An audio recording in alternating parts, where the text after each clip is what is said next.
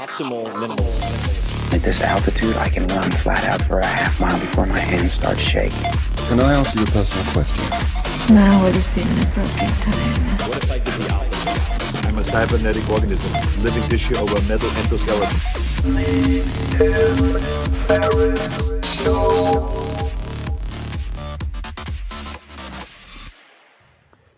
This episode is brought to you by 99designs.com, which is the largest online marketplace for graphic design, with more than 850,000 registered designers from all over the world who compete for your business.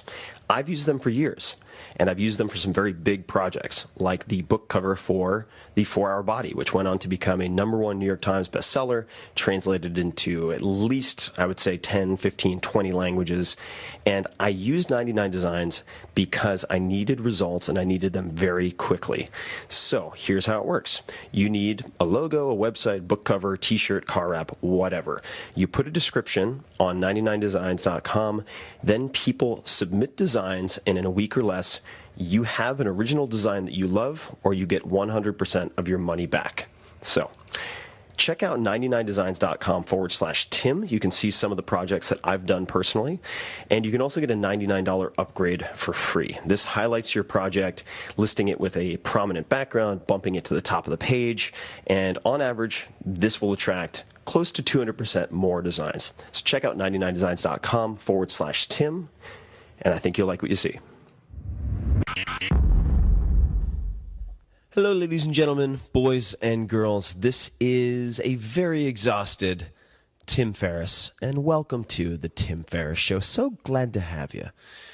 You know, I am one tired son of a bitch right now, and I couldn't be happier about it because I've been flying around the country doing various experiments, and I had the opportunity to go to Palm Beach, Florida, to sit at the home of Tony Robbins and ask him just about everything I've ever wanted to ask him. And this is a very special interview for me.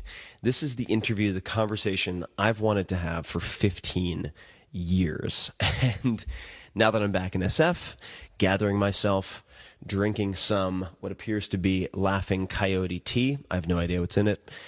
Could be all sorts of drugs, psilocybin.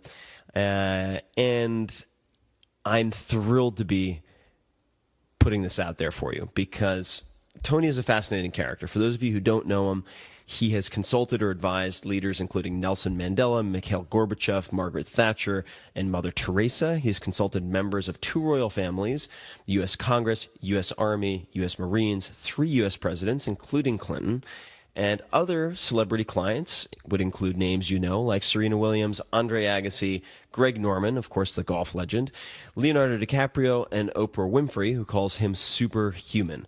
The stat that always just sends my head spinning is that Tony has developed and produced 5 award-winning infomercials. That's, of course, how a lot of people came to know of him.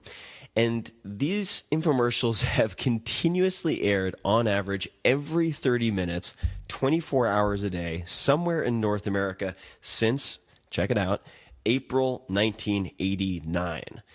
It's just Tony TV out there, 24/7. Insanity. This particular conversation is broken into basically 3 parts. The first third of our very long conversation involves me asking him the questions I've always been dying to ask him ever since I first was exposed to his material. And I explain a lot of the background, which is kind of hilarious when we get started. The second third and the third would, and of course, along the way we talk about his daily routines, the types of questions that he asks world-class performers, and so on. The latter portions of this focus on what Tony has been researching and really teasing apart and analyzing for the last, several decades, but especially the last 4 years. And that is, how do you master the game of money? Why is there so much financial illiteracy? And how do you stack the deck so that you can win? Because there's a lot of hijinks and there's a lot of nonsense out there. How do you actually invest? What do you do with your money? And it's a huge topic, but he has interviewed and in fact coached some of the most unbelievable minds in the world of finance and investing. I couldn't believe the list, including people like Paul Tudor Jones, Ray Dalio, who's of course a whiz in the world of hedge funds, and the list is unbelievable. Carl Icahn, David Swenson, who turned $1 billion into, I think, $23 billion for Yale. Some curious characters like Mark Dr. Doom Faber, Sir John Templeton, Kyle Bass, who became very, very famous for, in effect, predicting and shorting the subprime crisis, or at least he made his fortune, one of his fortunes, in seeing that through the looking glass. These are the Navy SEALs, the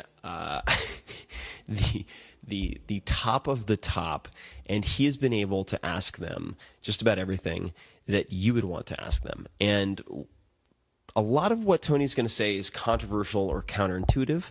No doubt you'll disagree with some of what he says, but I guarantee you, even if you don't care about investing, or you think you don't care about investing, and by the way, if you've decided not to think about investing, that is a decision in investing. I guarantee that if you listen to this entire conversation, which I plan to listen to over and over again, it has a lot of information, that you will take away at least one or two things from Tony that lead you to say, holy shit, I've never looked at that aspect of my life that way. And it'll turn things upside down, and you will walk away with a completely different lens through which you can look at how you're living, how you're handling your business. And I think you will find tremendous value from this single interview. So I will leave it at that. I don't want to oversell it. I will say that for me, Tony can be an intimidating guy just in sheer size. He's a big dude, and he can actually palm my entire face. And we have a photograph of that I'll share, but I get into that in the interview. He's also a very seasoned pro, and I have a lot of respect for him. So it takes me 5 or 10 minutes, I'd say, let's just say 10 minutes, to find my feet in this interview. When we hit our stride, then all sorts of gems come out. And there's a lot of good material in the beginning, but give it some time. Be patient. Listen to this whole thing. It is worth your time. So without further ado, I think I've had too much Laughing Coyote tea. Here's Tony Robbins. All right, ladies and gentlemen, this is Tim Ferriss. Welcome to another episode of The Tim Ferriss Show. I have a very exciting episode for you and a very exciting guest, Mr. Tony Robbins. Tony, thank you for having me in your home, of all places. I'm glad to be home. That's a rare thing. Much less to have you here. Grateful to have you here as well. And we have many different topics. I have many different questions I'd love to delve into. Of course, I, perhaps unbeknownst to a lot of my fans, have a long history with Tony Robbins, but not in person. This is the first. And for those of you who don't know some of the background, when I first graduated from school and moved to Silicon Valley to chase the billions that seemed just that were being handed out in 99, They were in 1999. In 1999, they were in a way. And I was driving a hand-me-down, beat-up green minivan from my mom. The seats got stolen from inside, or at least the back, so all my coworkers started harassing me and calling it the molester-mobile. And the job, the company, didn't seem to be a long-term fit for me. And when I was on a road trip at one point, I bought Personal Power. It may have been Personal Power 2. Yes. And I started listening to it to and from work on my commute, which is terrible for those who don't know the Bay Area. If you're on 101 between San Jose and SF, it's horrible. And ultimately, that was one of the catalysts for me starting my first company. So, wow. I'm really touched. Knowing all that you've done, that really touches me completely, because you've been an inspiring character to me. Oh. Not the 4-hour work week, because I'm looking for the 4-hour sleep week at this stage. I'd like to be able to pull that one off. But really, I think the way you attack subjects, and that's what you do. You don't look at them. You go after mastery of them. And the way you experiment and the way you constantly dig underneath to find the organizing principles. I feel a kinship with you. We're in different stages of life and things like that, but I have enormous respect for you. And I don't feel that way about everybody. I like everybody, but I don't respect everybody. You deserve the respect because you go deep. Most people are really, they're surface level in what they do. So Excited to chat with you and see what can come out of this conversation. Thank you, for sure. And I have, of course, a bunch of self-interested questions that I think will also be interesting to other folks, hopefully. But what's always impressed me about your entire career and the results that you've achieved is how far you've been able to take it in terms of working with, say, the top 1% of performers in the world. And I read in your new book, which everyone should take a look at. We'll be delving into it a lot more as we progress in the interview. But there was a quote from Mr. Benioff, Salesforce, who credits you with effectively, if there were no Tony Robbins, there would be no Salesforce.com. That's a big claim to make. I don't think he might have told me exaggerated, but he kind of walked me through, because it started very much like you, him on the freeway in Silicon Valley every day listening. And you get these, you're able to reach such a high caliber of individual. When you meet with such people, whether they're presidents, athletes like Serena Williams, Agassi, actors like Hugh Jackman, whoever it might be, Benioff's quote was, Tony said to me that the quality of my life was the quality of my questions. So what I would be curious to know is, when you meet with these top performers, where do you start? What are the questions that you ask them? Well, I ask questions before I meet them. The question I want to ask before I meet them is, who are they? What are they made of? What are they after? What's preventing them from getting it? Where are their wounds? What is their deepest pride? Not in a negative way, like what are they proud of? Try to find as much as I can in advance so that I can be really effective and efficient when I meet them. When you meet somebody, yourself, myself, the most valuable thing we have is our time. So I try to be beyond respectful of that, but also I load my brain with all the distinctions I can, so that when I enter into an interaction with someone and we're engaged, I have a disproportionate amount of information, ideas, insights, wisdom available to me, and then I can react to what's really happening in this moment. So I have what I think in advance, and then I have what the moment shows me. And I think the blend of that is really valuable, because in the moment, people can show up in all kinds of ways. Right. Somebody can show up, the meanest person on earth can be kind in the moment. Yeah. The kindest person can be very mean in the moment. Right. So I like to grab both those. And then what I want to do when I meet them is, I want to try and understand what is it that they really need, not only what they want. Right. Because what you want, I'm sure you've experienced this, I have in my life gotten what you want, and then you're like, is that what there is? It's like, what the hell? Right. Because what really makes us fulfilled as human beings is what we need, and there's only so many needs. So I dig under what the needs are. I look at what's their model of the world, how do they approach meeting those needs, and every model has limitations and challenges, mine, yours, anybody's. And so that tells me before I even meet them where the real challenge is, and then I listen for what the surface challenge is. And my goal is solve the surface challenge, but also give them more than they bargained for, solve the deeper challenge. And ultimately, my goal is that they have a greater quality of life. And most people I work with have an extraordinary quality of life. They may not realize it. They may have forgotten it. They may have lost track of it. Unless I'm dealing with somebody, which I also deal with, who's coming back from Afghanistan with PTSD, and they got light sensitivity, and they can't sleep at night. They wake up in cold sweats, and they're shaking while they're talking to me. That's a different game. Boom. That's something that's got to be dealt with in a different way.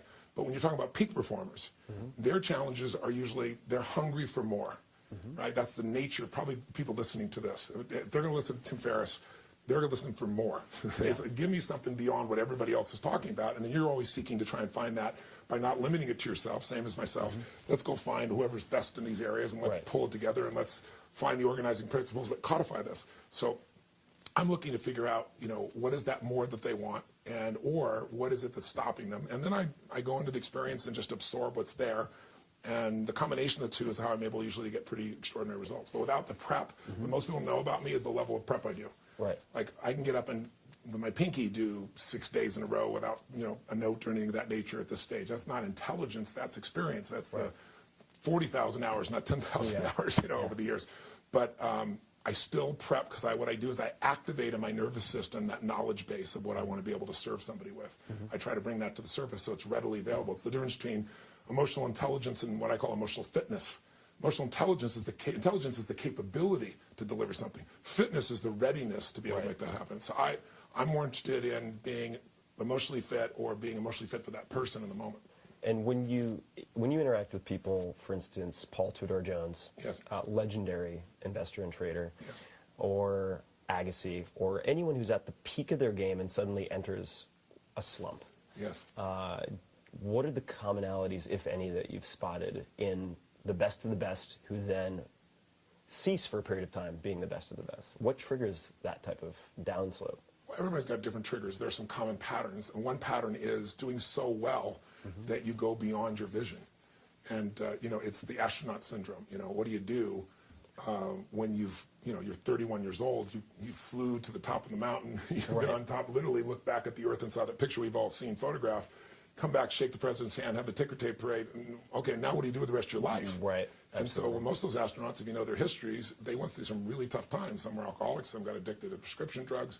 And so, in some cases, that's why I enter people's worlds, is they've done so well. They've called the market, almost hour by hour, a week in advance, and they made more money in a day than most people have ever dreamed of when everybody else lost their shirt, and everybody's want to know what to do. Okay, I've done that. Now what do I do after I've called the market during the worst day in history? Most people lose momentum then, or they get distracted, because it's like, we need something to go for. We all need what I call a compelling future, something that will get us up early and keep us up late and excite us, at least the nature of a high performer. And if you don't have that, life feels very dead for those people. And so, you President of the United States, I remember Bill Clinton saying to me, I was with him in Aspen, and I was there at a fundraiser, and he asked me to come visit him, and he threw me in the car and said, come down the hill with me. It was one of those serene moments, and the lights are flashing. We come down Red Mountain in Aspen, if you know the area. And he's sitting across from me, and it's right after the blue dress incident had come out. And he says, Tony, it's just like, I'm still so young. He said, what am I going to do when I leave? I'm not, what am I going to do in my 50s? That's just the wildest thing. I said, if I were you, I'd get the hell out quick, because he's talking about, I'd run a third time if I could. And I was teasing him about it. But he found a compelling future. And Bill Clinton today has something even greater in his life that he's going for. So the slump shows when people outrun their vision, or the slump can show when they meet their vision but it's not fulfilling, or the slump shows when people just end up developing some patterns they're unaware of that cost them. And it can be such a small thing with an athlete that can occur. And sometimes it shows, like a Tiger Woods, when something happens in their emotional life. And while they try to say, I'm an athlete here and I'm a human being over there, they don't separate. And so what I got to do in those situations, regardless of what triggered it, is I've got to come in and get them to re-anchor in their nervous system what made them so effective. And you understand myelin, the idea that the more you do something, the more you wire yourself. It's like the myelin, the white portion of the brain. It's almost like if I do something over and over again, I literally wire myself with this myelin. It's like having high-speed, cable in there, or whatever the appropriate, I don't know what it is anymore, what high-speed really is these days, the proper term, but versus, having dial-up. If you do something over and over again, you can process so much more rapidly. So I will find where is that myelin in that person? What specific pattern will hook them back up again to that part of their brain where it's effortless, to that part of the brain where they instate and they don't even think. Andre Agassi was decades and decades ago. He'd been #1 in the world. And all of a sudden he dropped, I don't know, it was number 19 or something at that stage. It's like 90, 91, 92, whatever it was. And nothing worked. And nothing worked because he kept working on his swing, and he kept working on his wrist. And he was really upset with his father, who was his coach. Yeah. There was all these dynamics going nobody wants to talk about. He was actually to the point that he shared later on that he was thinking about quitting, playing the game. This was really early in his career. And, he's gotten injured. And Andre was very frustrated. And Brooke Shields brought him to me. They were just dating at that time. And he said, I don't need positive thinking. And he said, you know what? Tony's not positive thinking. He's going to show you these strategies. So he comes to me. I sit down with him. And I said, Andre, he's telling me about how he's doing this. I said, think of a time you hit the tennis ball perfectly. I said, don't think about it. Go to it. I got him in state, got him kind of in that place where the myelin's being fired off. And then I said to him, okay, you feel that? You feel that? Yeah. I said, were you thinking about your wrist? He says, no. I said, then how the hell would you think you would ever get back to that peak form of focusing on your wrist, right? So I've got to get them back into the pattern that made it work. And then oftentimes I've got to help them resolve some other issue that's distracting them, that is something else in their life that's pulling them apart from peak performance. His story is an amazing one. Open, the autobiography, is one of the best I've ever read. That's wild. It's such a fantastic book. So looking at the longevity of your career, the scope and scale of the Tony Robbins empire, so to speak, your endurance has really impressed me. And so I'm wondering, after these decades, what are some of your daily routines? For instance, what do you typically eat for breakfast, if it's up to you? Yeah, I have salad and fish. It's like standard. I'm boring as hell, because I just know it's fuel. Yeah. Before I met my wife, we've been together for more than 15 years, I was completely anal. I was like, I hadn't had chocolate, I hadn't had ice cream in like 15 years, right? It was just crazy. And then she came into my life, and I'll never forget, I thought, God, this woman's incredible. She's a phlebotomist, you know, she does the blood, she's an acupuncturist, she's a nutritionist. We're having these green drinks, and we had this lunch, and afterwards she ordered a hot fudge sundae, and I thought, what in the hell are you doing? She goes, living, you bastard. You know? So she loosened my ass up just a bit, which was great, because I loved her. So I, you know, she calls it zigging and zagging. We zig, zig, zig, and then she zags, or we zag. And when I was first with her, I was like, you're zagging. We were traveling through Europe, you know, Rome and Italy, and you know, various parts of France, south of France. And I was like, you know, you seem to be zagging every day. And she goes, well, I'm on vacation. And then later on, we were traveling. I said, you know, the problem is we're always traveling, so you're always on vacation. But she's fit as hell, in great shape. But I'm fish and salad. I'm a you know, high greens, you know, protein type of guy, very low carbs. But my regimen is I start with something to strengthen and jolt my nervous system every freaking day. I will sometimes ease into it. I'll go in the hot pools, and you know, I'm fortunate enough to have multiple homes. My home in Sun Valley, I have natural hot pools that come out of the ground, just steaming hot. And I go in the hot pools, and then I go there in the river. Here, I go in a 57-degree, you know, plunge pool that I have, and I have one every home I have. Every this one will in be Fiji. Immediately upon waking up. Waking up. It's just like boom, every cell in my body wakes up, and it's just like training my nervous system to rock. That there is no, I don't give a shit how you feel. This is how you perform. This is what you do. Even when I'm taking vacation, I do it. It's just, I don't know. Now I like it. I like that simple discipline that reminds me the level of strength and intensity that's available at any moment. Even if I'm relaxing, I can bring that up at will. It's Mylan. Right. I also have a cryotherapy unit in all my homes. Have you tried cryotherapy? I haven't. You know what it is? Maybe you could elaborate. I mean, I can put the two words together and probably guess. Oh my God! With all that you do, you're going to love this. I'm surprised. I'm glad I'm teaching Tim Ferriss something for the first time. I've done ice baths. Oh, not the first time. Oh, ice baths suck. Ice baths suck. Trust me. I'm on stage in a weekend. I do my Unleashed Power Within program, 3 days. It's 50 hours. Yeah. You've never been to an event.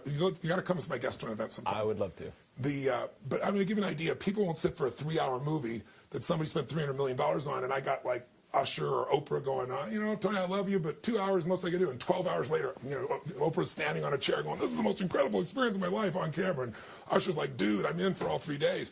But for me, one of those days alone, I wear an odometer and I'm Fitbit, and it's 26.5 miles on average. Wow. We start at 8:30 in the morning. I finish at 1:30 or 2. There's one hour break. People can vote with their feet. No one leaves. You know, there's on average 20 minutes of just crazy ass standing ovations, music, stuff that happens at the end because people are just, it's like a rock concert. It's so much fun. But the wear and tear of doing, you know, basically marathon after marathon after marathon on the weekend, back to back, it's pretty intense. And so over the years, it's like the inflammation in my body, the demands, I've had to do everything I can to reduce it. Nothing has come close to cryotherapy. Cryotherapy was developed in Poland and Eastern Germany and the Eastern Bloc countries. And what it does is it uses nitrogen, so there's no water.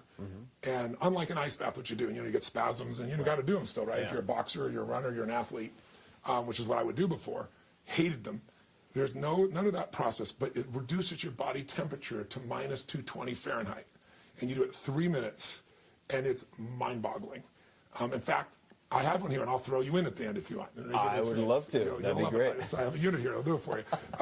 But what it does is, and I do it about 3 times a week usually. And when I come back from an event, I do it, you know, a couple days in a row. And what it does is it takes all the inflammation out of your body, and you know what inflammation does to every aspect of the body in the breakdown. But it also, it sends emergency signals to your brain. It's like resetting your neurological system. Because your brain's going, you're going to freeze to death. It sounds horrific. It really isn't. You'll find out it's not that painful. Going in my cold plunge at 57 degrees feels more jolting than this does, even though it's colder, because, you know, the fluid of water versus the nitrogen around you is different. Right, the connectivity. The connectivity, exactly right. And so, but what happens is your nervous system gets a signal, so it's like everything in your body connects, because it's like emergency. Every part, it's a reset of your nervous system. You get an explosion of endorphins in your body, which is really cool. So you get this natural high. You feel this physiological transformation, and you get the reduction of inflammation. What it was used for originally is for people with arthritis, and I found my first one because my mother-in-law was calling up, and she was just crying in pain, and no medication was enough for her, and I hate somebody medicated anyway. And so I started doing all this research, and it just started to come to the U.S. And now the LA Lakers, most football teams, it's spreading like wildfire amongst the sports teams. And so that's where it took off. So I went and got her one, and I mean, it took her, I think, 3 sessions, and she's out of pain. And now there's not a day she's in pain. Now, most people can't afford to go buy a unit, but there are local places now that are popping up all over the United States where athletes go, where people go for rejuvenation. It's amazing for the skin. But it's one of the great things. I got it for her, so I got it for me, and then now I'm addicted, so I've got one every in 3 minutes. What type of unit? Do you know the actual model or the brand that you use? Yeah, there's 2 of them, the best out there. It's, was it Java? Junka, Junka, I think it is. I'll get it for you when we go downstairs. And I'll put it in the show notes for those of you who if anybody wants to do it. But also, like, if you're in LA, there's a place there on, I'll give it to you and put it in your notes, a couple of the locations there. There's some great guys. I'm getting another unit. This is brand new home. So, and I'm building an additional guest house and additional size gym and so forth. I'm getting a unit, though, that's better. This one just goes up to your neck. But I'm getting one that encloses you, a full room. And the reason is about 70% of your nerve receptors are from the neck up. So when you step into one of those, it's even more powerful. But other than that, I don't do much unique or different with my life. I don't believe that entirely. I'll keep digging. But so you have either the sort of contrast therapy that you mentioned, the hot, cold, the cryotherapy. Yes. You have salad and fish. Yes. How far after? So what is if you were to kind of spec out the first hour of your day? Well, the first every day, I do the water, I take in the environment, and then the first thing I do before I do anything else in my day is I do what I call priming. And priming to me is different than meditating. I'm never really a meditator per se. I know the value of it. But the idea for me of sitting still and having no thoughts just didn't really work out for me. I was just a pain in the ass. And I just thought it's not natural, right? It's like that's where it works. But when I'm in nature, I feel that form of meditation. When I stand on stage and someone stands up and my brain, it's done. I don't even know what it is, but person's suicidal. I've never lost a suicide, for example, in 37 years. Knock on wood, doesn't mean I won't someday, but I never have out of thousands, and we followed up with them. So it's like there's something that comes through me, and it's quite meditative. It's like I experience it as a witness, afterwards. It's one of the most beautiful gifts in my life. So I know that meditation. But for me, what priming is, if you want to have a prime life, you got to be in a prime state. And weeds grow automatically. I don't give a damn what it is. And my teacher, Jim Rohn, used to say that. And so what I do is I get up and I do a very simple process. I do an explosive change in my physiology. I've done the water already, right? Cold, hot. And then I do it with breath. Because as I know all forms of Eastern meditation all understand that the mind is the kite and breath is the string. So if I want to move that kite, I move the breath. So I have a specific pattern of breathing that I do. I do 30 of these breaths, and I do them at 3 sets of 30. And that creates a profound physiological difference in my body. And from that altered state, I usually listen to some music, and I promise myself 10 minutes, and I usually go 30. And do you do that in this room that we're sitting in? No, I do it all up. This one room is where I do it. This has got a great vibe. I'll do this one. I do it at night. I usually will go outside because I love the wind on my face, and I love taking the elements and so forth. But I do it in multiple places. I'm on the road. I do it. Doesn't matter what day. I do not miss priming. The reason is I'm not. You don't get fit by getting lucky. Right. You don't get fit by working out for a weekend. You live your life that way. Fitness is because it becomes just part of who you are. So what I do during that time is I do 3 simple things, and I do it minimum 10 minutes. 3 minutes of it is just me getting back inside my body and outside of my head, feeling the earth in my body and experience, and then feeling totally grateful for 3 things. And I make sure one of them is something very, very simple, the wind on my face, the reflection of the clouds that I just saw there. But I don't just think gratitude, it's like I let gratitude fill my soul. Because when you're grateful, as we all know, there's no anger. It's possibly angry and grateful simultaneously. When you're grateful, there is no fear. You can't be fearful and grateful simultaneously. So I think it is one of the most important power emotions of life. And also, to me, there's nothing worse than an angry rich man or woman. Somebody who's got everything and they're pissed off. I want to surprisingly high number, though. Yeah, it is, because they develop a life that's based on expectation instead of appreciation. Agreed. And I tell people, you want to change your life fast, then trade your expectation for appreciation, and you have a whole new life. So every day I anchor that in, and I do it very deeply and emotionally. Then the second 3 minutes I do is a total focus on feeling presence of God, if you will, however you want to language that for yourself. But this inner presence coming in and feeling that heals everything in my body, my mind, my emotions, my relationships, and my finances. I see it as solving anything that needs to be solved. I experience the strengthening of my gratitude, of my joy, of my strength, of my conviction, of my passion, and I just let those things happen spontaneously. And then I focus on celebration and then service, because my whole life is about service. That's what makes me feel alive. So I flood myself with that, with a breathing pattern that I take that does the opposite. It takes the breath down through my body and back up again. And then the last 3 minutes are me focusing on 3 things I'm going to make happen, my 3 to thrive. And I have some big things that I'll do, and sometimes I'll do things that are smaller, but I see them, feel them, experience them. So it's a really simplistic process. It's 10 minutes. But I come out of it in my power. It doesn't matter if I had 2 hours sleep. I'm now ready. You know, it doesn't, and I do this even when I have no sleep. That's how committed I am. And as I say, I've always said, there's no excuse not to do 10 minutes. Right. If you don't have 10 minutes, you don't have a life. Right. And that's how I got myself to do it. And now that I've done it, 20 to 30 minutes is almost always what it is, because it actually feels extraordinary. And where can people learn more about the breathing pattern, or could you describe it briefly? I'm putting a link online because I just started to share this just recently, and I'll get it for you. I don't know what it's off the top of my head, but it'll be up shortly, I think, this week. Okay, awesome. Yeah. And I will also put that in the show notes, guys. So that's just 4hourworkweek.com/podcast, and you'll be able to find this episode. I have to ask, what type of music do you usually listen to? I have a variety, but for that meditation, I have one in particular, which is a oneness meditation that a friend of mine made it, who's from India, that I find really profound. It has no singing in it or things like that. It's just the sound of a vibration that's going on, and I just love it. But that's what I'm doing currently. In the past, over the years, I've used all kinds of different pieces of music, but I don't use modern music or pop music or rock music. I do that to work out, right. Rap.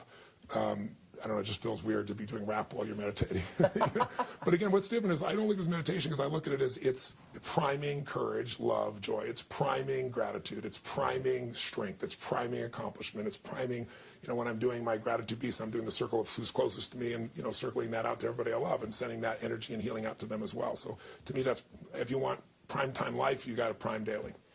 Well, I like the term priming also, because I think that most people who struggle with meditation or even attempt to use meditation are utilizing it for that purpose. They're doing it first in the morning. And, when you said if you don't have 10 minutes, you don't have a life, it reminded me of something that Russell Simmons said to me, which was, if you don't have 30 minutes to meditate, you need 3 hours. And I don't always do 30 minutes, but I do meditate in the morning. And it's been a very consistent pattern through among all of the people that I've interviewed so far on the podcast. Really? Practically 100%. Wow, that's wonderful. And, of course, we'll get to Ray Dalio, but also a very avid meditator. He's coming with me to India in a couple weeks. Well, that'll be an amazing trip, I'm sure. For a week of this experience. Oh, amazing. Yeah. When people hear the name Tony Robbins, I think many different people have different assumptions or images in their heads. What are the biggest misconceptions, or the biggest misconception about you? Oh my God, there's so many, right? Depends on who you talk to. When you've been in the culture at any level for any period of time, people put their projections out to what you are. And then also, I didn't help myself. I did infomercials for quite a period of time.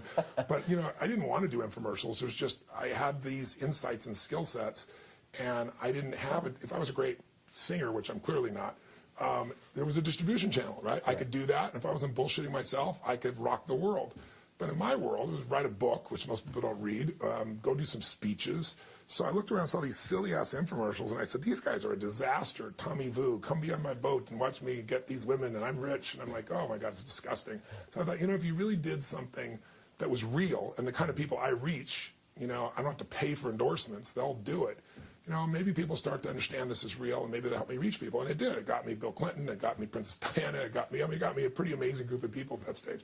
But also, you're known by the company you keep. So when you're between spray-on hair and, whatever, fake diamonds, then you're seen as that. And also, I talk fast. I'm a passionate son of a bitch. And so I'm not talking fast because I'm trying to sell something. I'm talking fast because my brain functions at that speed, right? That's how my brain goes. Slowing it down is just so boring to me. The faster I go, the stronger my brain becomes, the quicker I can come to solutions.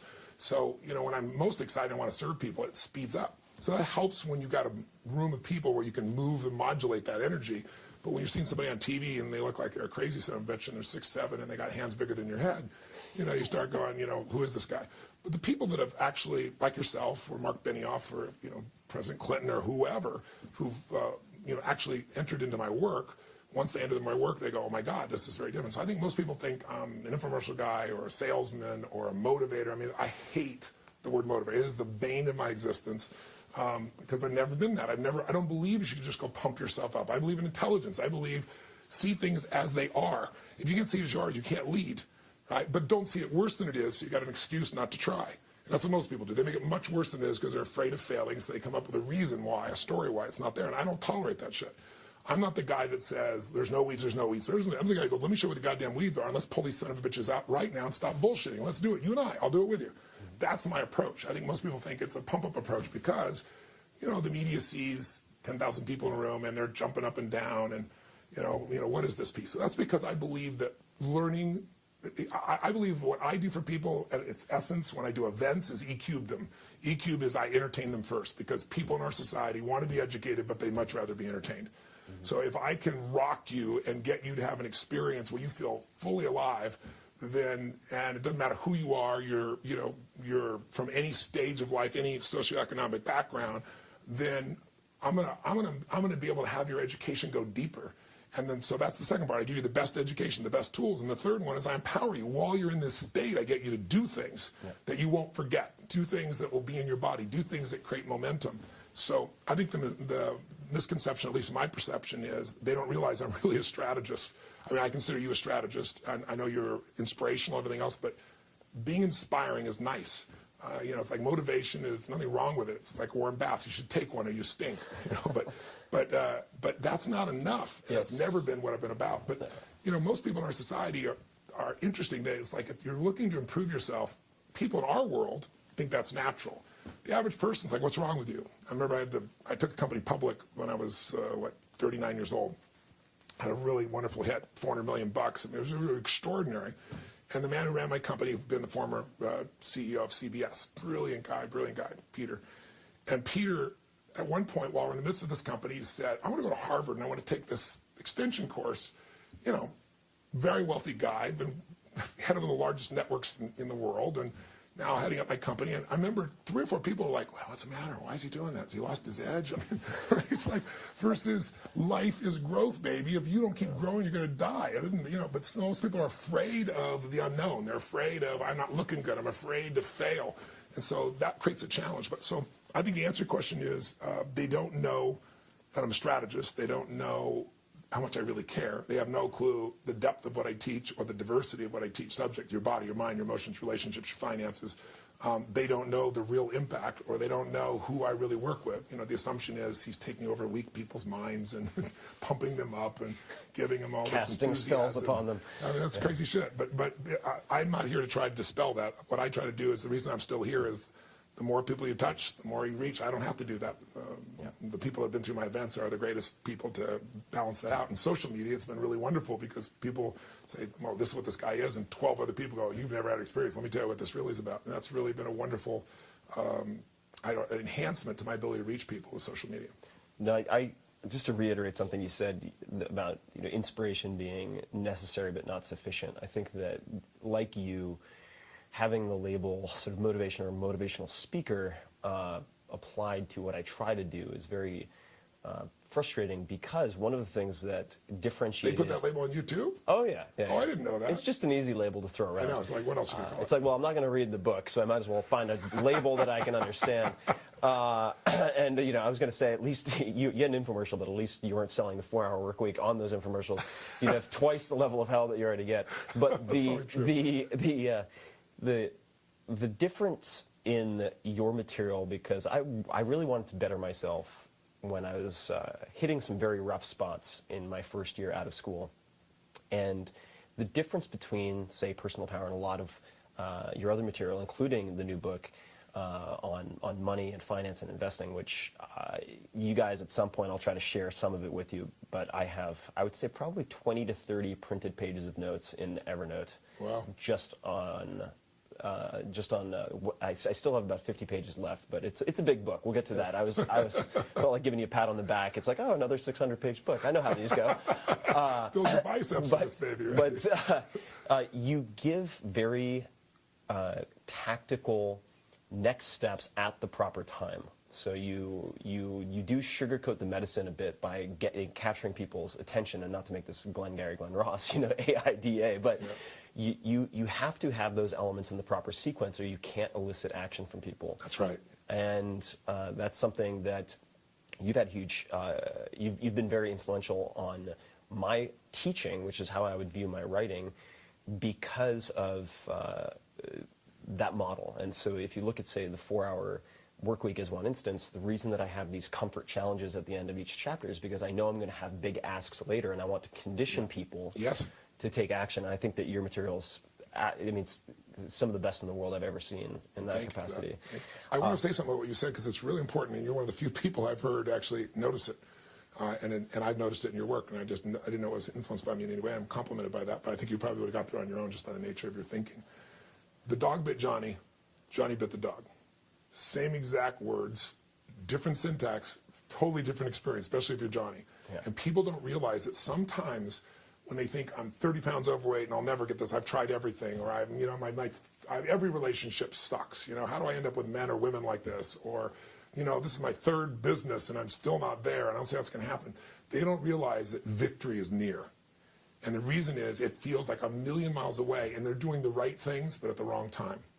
Or they're doing the wrong things, you know, they're doing the right things in the wrong sequence, you know what I mean? So timing is so invaluable. And some of that, you and I know we can't control. Some of that's frickin' luck. Sure. But the more you study how things grow, whether it be organizations or human beings or families or communities, or the way in which people, you know, study ontology or study of knowledge, there's a sequence. And it's like, if I know somebody's phone number and I dial the wrong order, I don't reach them. But I do that same exact ingredients, the right order. And that's what people need very often. Often they just need a slight twist, and they don't know it, and they give up. And so part of my passion is to help people find that 2 millimeters, you know, that little tiny shift that changes it all. One of the people, I have these people that I've coached over the years that are the best in the world at what they do. And I'll take on clients who I think by touching them, I can touch a mass number of people. That's why I started with Paul Tudor 21 years ago. And it's turned out really well with his Robin Hood group growing to giving away $1 billion to, you know, over this time, and the impact that it's had. But one of these people is one of the top, to give you an idea, facial surgeons in the world. And I remember I went to go see him one day for one of our sessions, and he was late, and I'm waiting, and I'm no problem, I'm busy. And the nurse says, he's going to be a while. He said, Dr. Hoffman said, why don't you come in and watch? And I said, wow, love that. So, you know, I get all scrubbed up, the whole thing, come in. He's got rock and roll music in there, and this guy is like an artist and a scientist mixed together in the most powerful blend with a giant heart. And I go in there, the music's blared. He's, hey, Tony, how you doing? He goes, watch this. And he cuts this one. He lifts this woman's face off. Oh, Jesus. And I felt a little state change. And I was like, you know, I stayed around for a few minutes just to, you know, to put up that I can handle this shit. And I said, you know, I got a few calls I got to make, right? Got the hell out of there. So I go into his office. He goes, just use my office to make your call. So I'm recovering in his office. Puke in the basket, and then you're using his office. I'm not a squeamish guy, but I just wasn't prepared, right? So I'm sitting in his office, and he's entered a stage of life where, you know, this is a guy, the Sultan of Brunei, paid $2 million to fly him over like 15 years ago, 20 years ago, to do 2 of his family's faces. This is a guy that anybody in Hollywood who had the money, in those days, there was nobody but him, the best on earth, because he mathematically figured out how to trigger beauty by what you and I would call submodalities. I think I can shorthand for you, an NLP term, right? Yeah. Those little triggers in the visual triggering device that affect kinesthetic change in a human being. And so I'm sitting at his desk, and he's got this manuscript. So I'm curious, the manuscript he's working on, and he wants to finally teach other surgeons because he's so old, he doesn't want it just himself anymore. He wants his material not to die. And he's got maybe 150 pictures of the most beautiful women in the world in the last 20 years, across culturally around the world, stars, movie stars, different countries. Then he's got the same thing for men. And then he's got all these drawings, and he showed that, this is ironic, he goes through and he shows that he makes no more than 7 changes ever. And the biggest change he makes is 2 millimeters. Huh.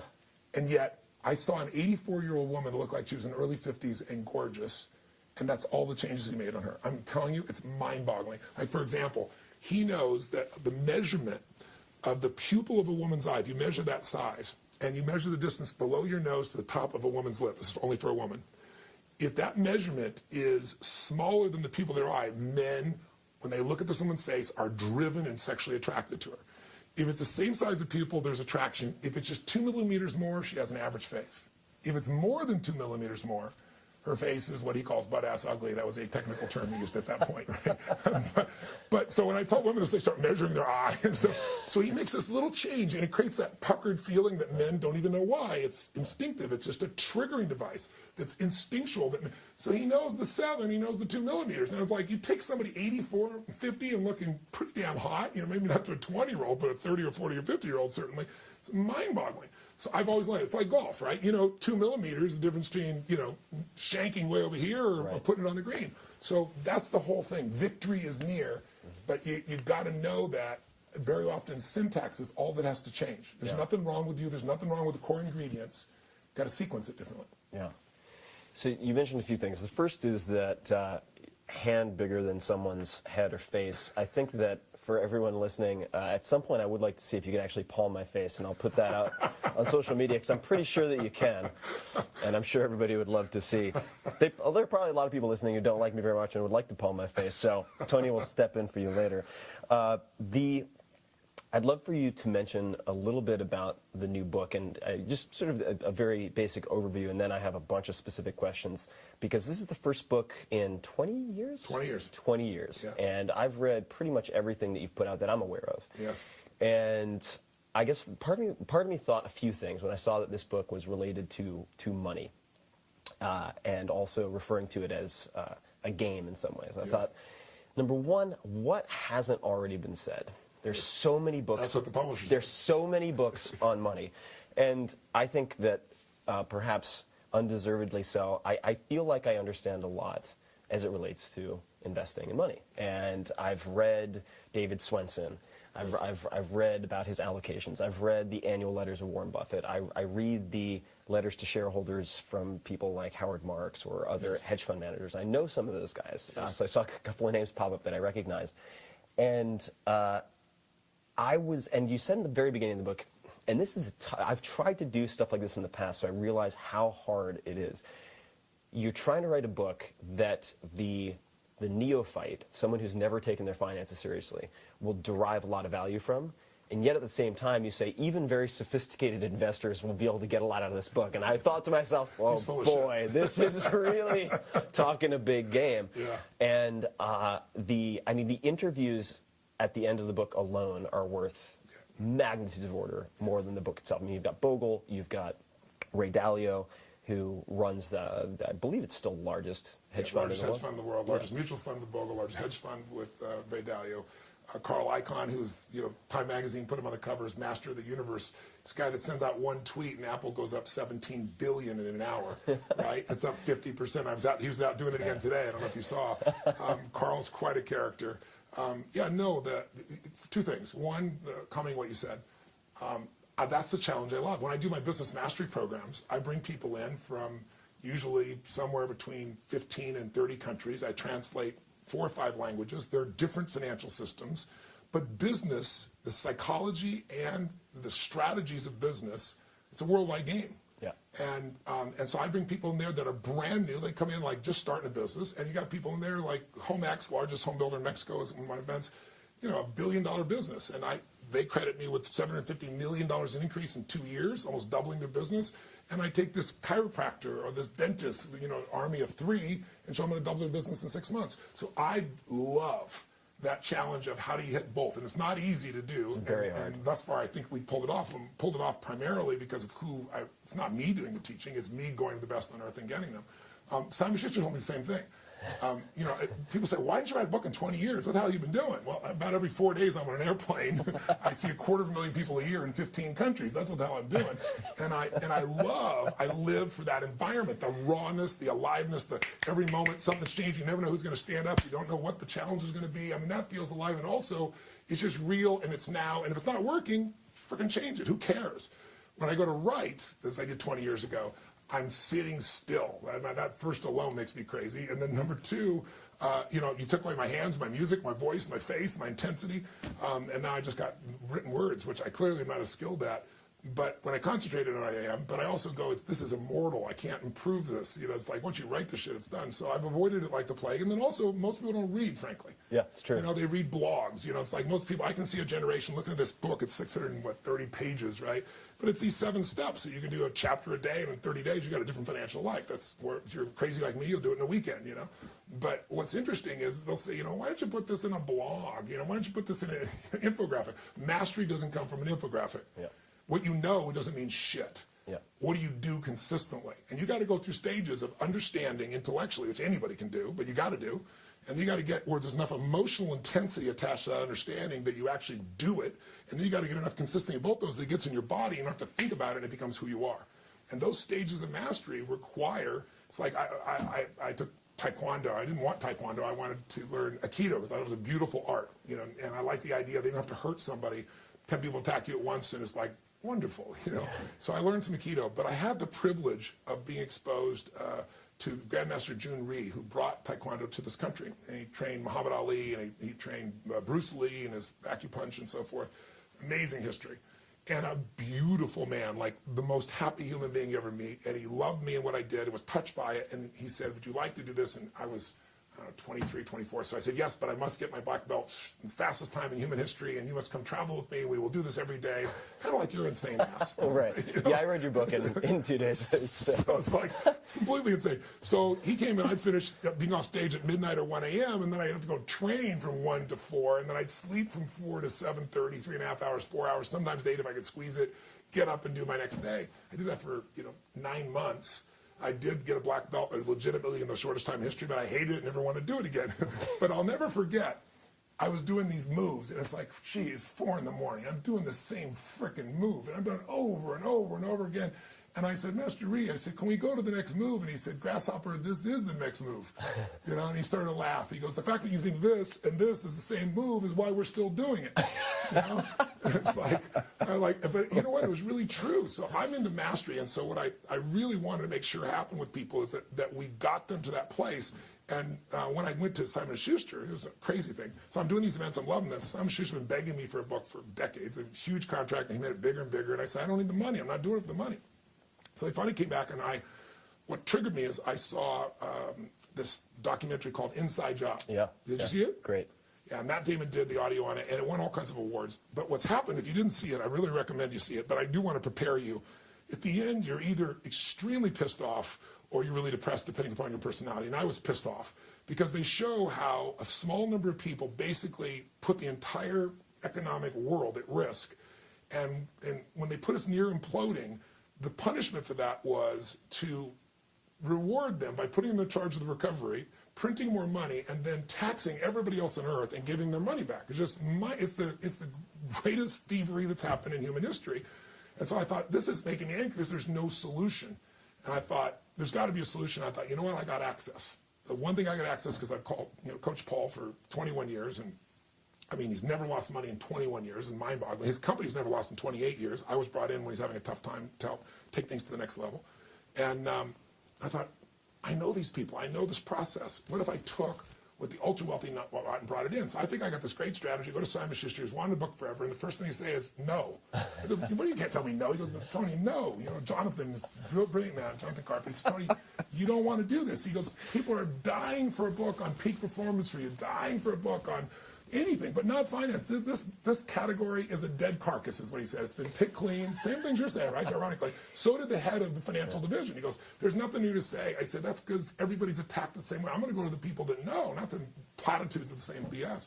He actually offered me a larger advance to not do a financial book. And I said, look, I'm not doing it for that. I'm in for this book. And so now he's really thrilled, which is really wonderful. In fact, the head of that division came back and said, I really thought the category's dead. And I had the division. He goes, this is alive. So I'm real proud of it. But I think what's great about the book is there's not a word in there that's coming from me on the financial side. I don't tell you my opinion. Who gives a shit what my opinion is? I want to know Ray Dalio's opinion is. I want to know Jack Bogue's opinion. I want to know what Carl Icahn's opinion. I want to know what Mary Callahan Erdos, who's head of JP Morgan and manages 2.3 trillion with a T. I want to know her opinion. When it comes to the emotional, psychological side, yeah, that's been my baby for 36 years. Those opinions are clearly mine. I'll stand on them. So I'm real proud of what it is, and I think anybody who reads it will be touched. And I wrote it to empower readers of all types, but I also wrote it because I was thinking about a vehicle for righting another wrong, in my opinion. I think the system is clearly, guys, if you read Flyboys or you talk to Michael Lewis or anybody like him, they'll describe to you how high-frequency trading today is so extreme. We've all heard about it, but it's just so extreme. It takes 500 milliseconds for you to click on your E-Trade and say, I want to buy the stock of Apple.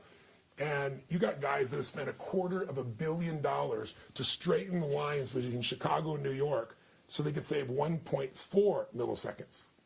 And they're going to trade hundreds, maybe thousands of times. They know you're going after Apple. They know what to do. They make money, little micro profits. One of the HFT groups was going to go public last year, so they had to do their filings.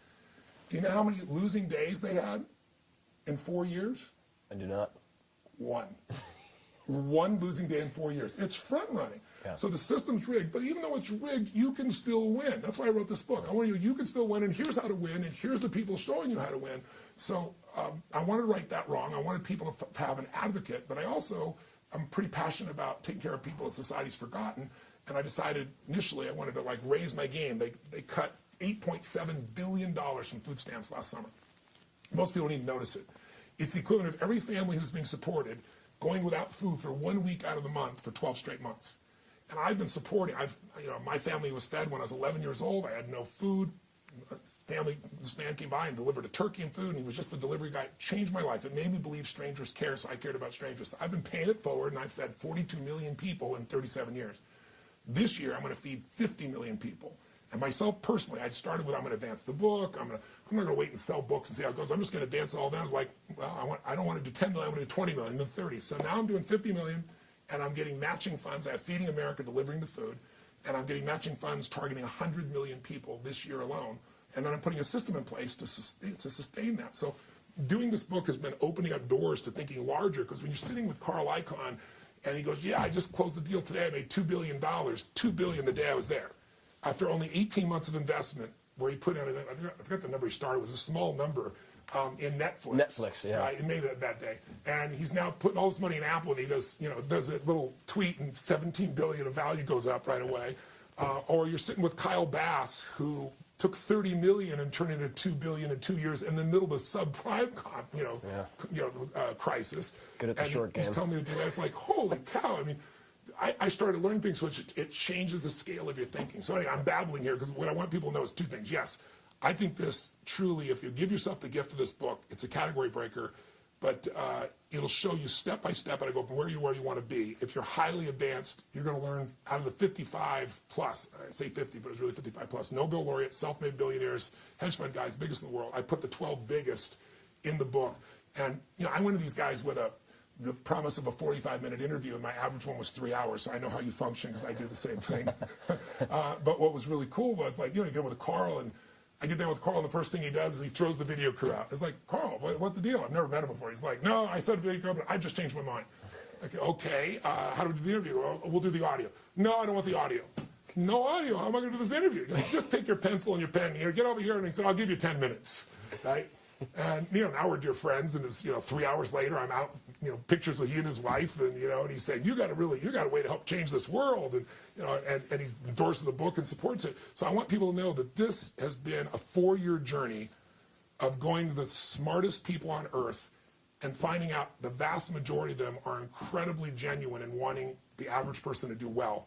They just didn't think there was anybody who could translate it. And when they saw that I could pitch and catch with them, because I do 18 hours of prep before I sit down with Ray Dalio, they were willing to share things that they've never shared before. And later on, maybe we can talk about what I learned from Ray Dalio, because it's pretty amazing. Oh, yeah. No, I do want to talk about Ray, and fascinating guy. I'm so fascinated with the entire world. Whether it's, and there's so many different breeds. This is something that I want to talk about. But you have, say, the Paul Tudor Jones. For those who probably haven't ever seen a very old film, I think it's available like bootleg VHS, called The Traitor. Yes. Is an amazing old documentary. Yes. You can find it, but you can see his style versus, say, the high frequency guys or a Renaissance. Yes.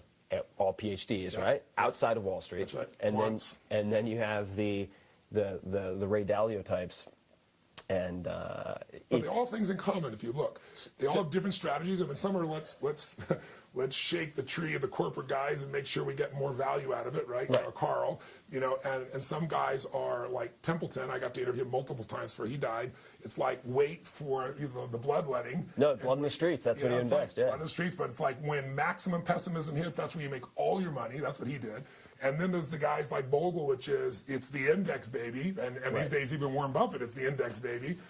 So they all have different approaches. But what's in common, I think, is I'll tell you 4 things I saw that stood out. And one is overly simplistic, and that's why people don't pay attention to it, but these guys pay attention to it. They don't lose. Half the peak awakening is not losing, and they are obsessed. Every single one is obsessed with not losing money. I mean, a level of obsession that's mind-boggling. And it isn't just these investors, Sir Richard Branson, for example, people see Richard, and he's such an outgoing, playful, crazy guy. He's kind of an introvert in some areas, but when it comes to athletics and taking on challenges, he's out in the world. But, his first question in every business is what's the downside and how do you protect it? Right. Like when he did his piece with Virgin, I mean, that's a big risk. Going to start an airline?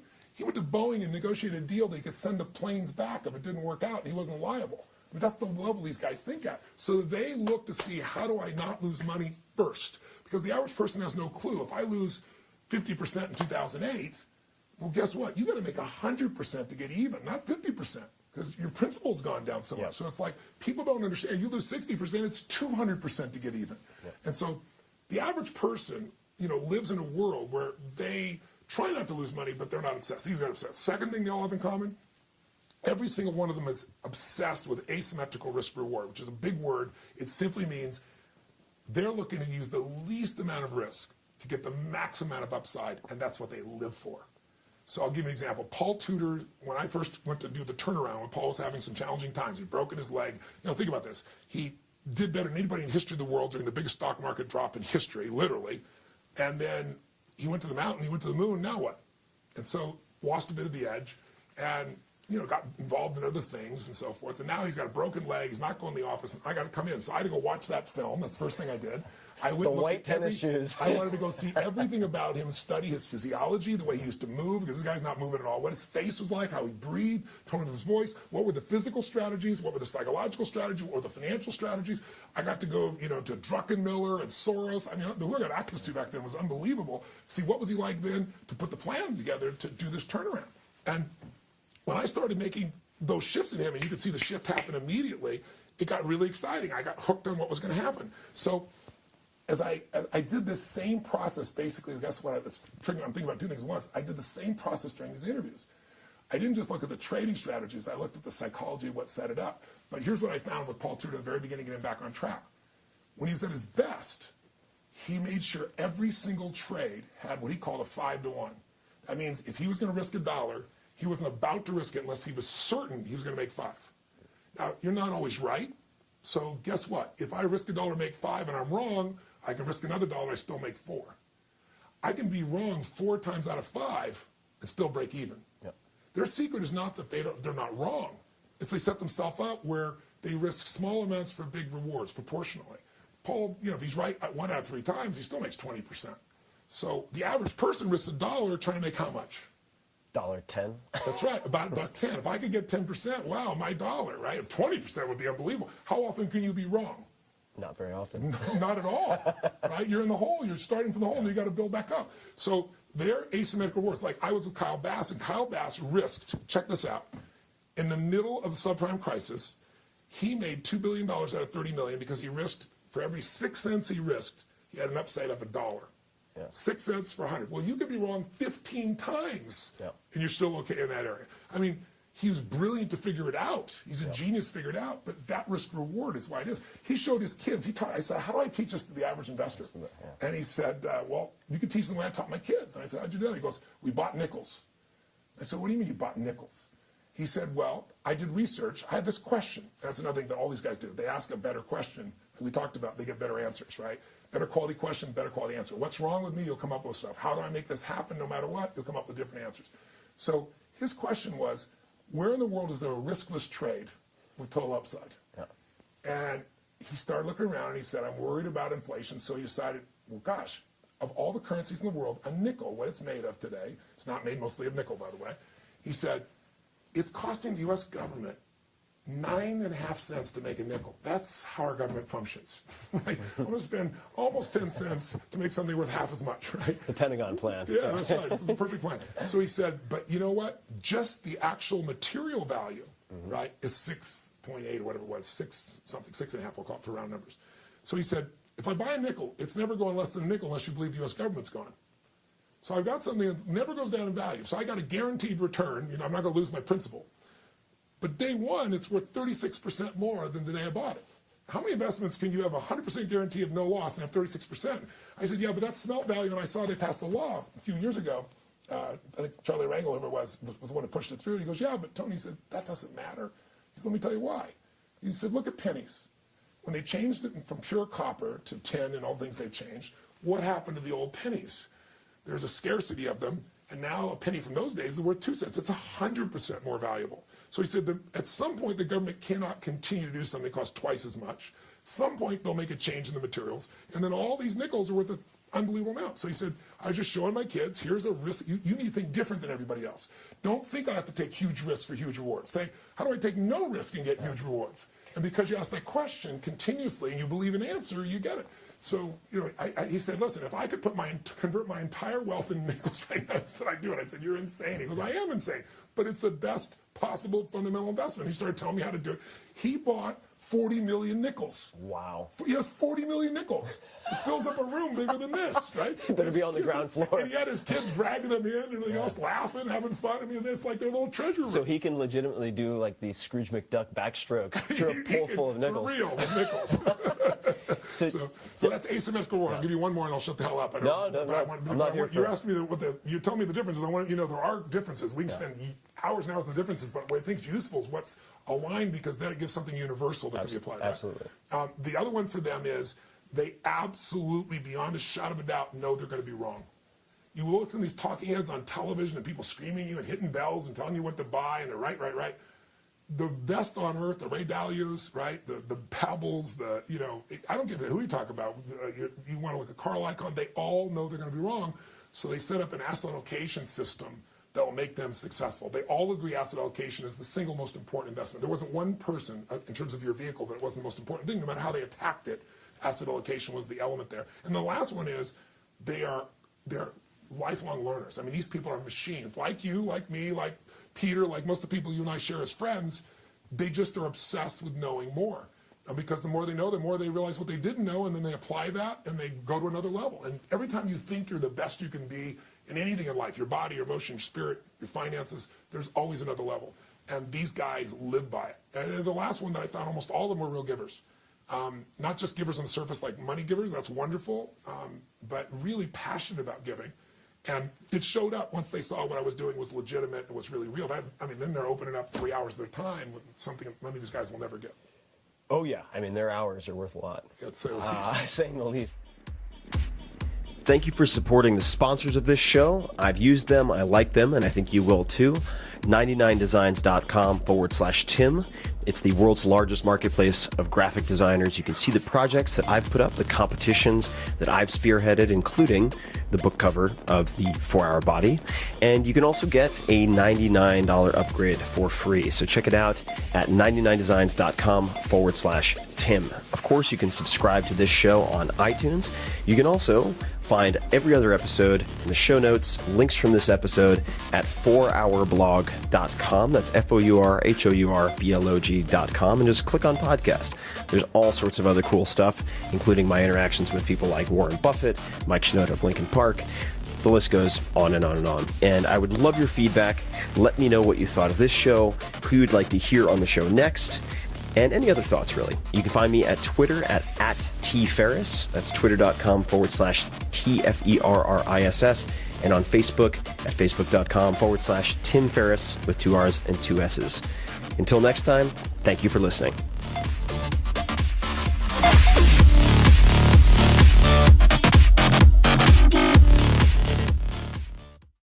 Optimal minimal.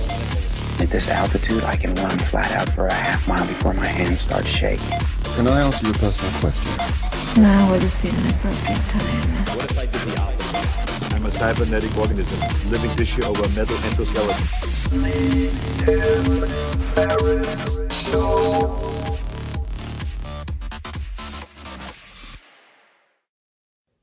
Well, hello there, my dear little munchkins. This is Tim Ferriss. I've had some caffeine since you last heard from me. What you're about to hear is part 2 of a multi-part conversation with Tony Robbins.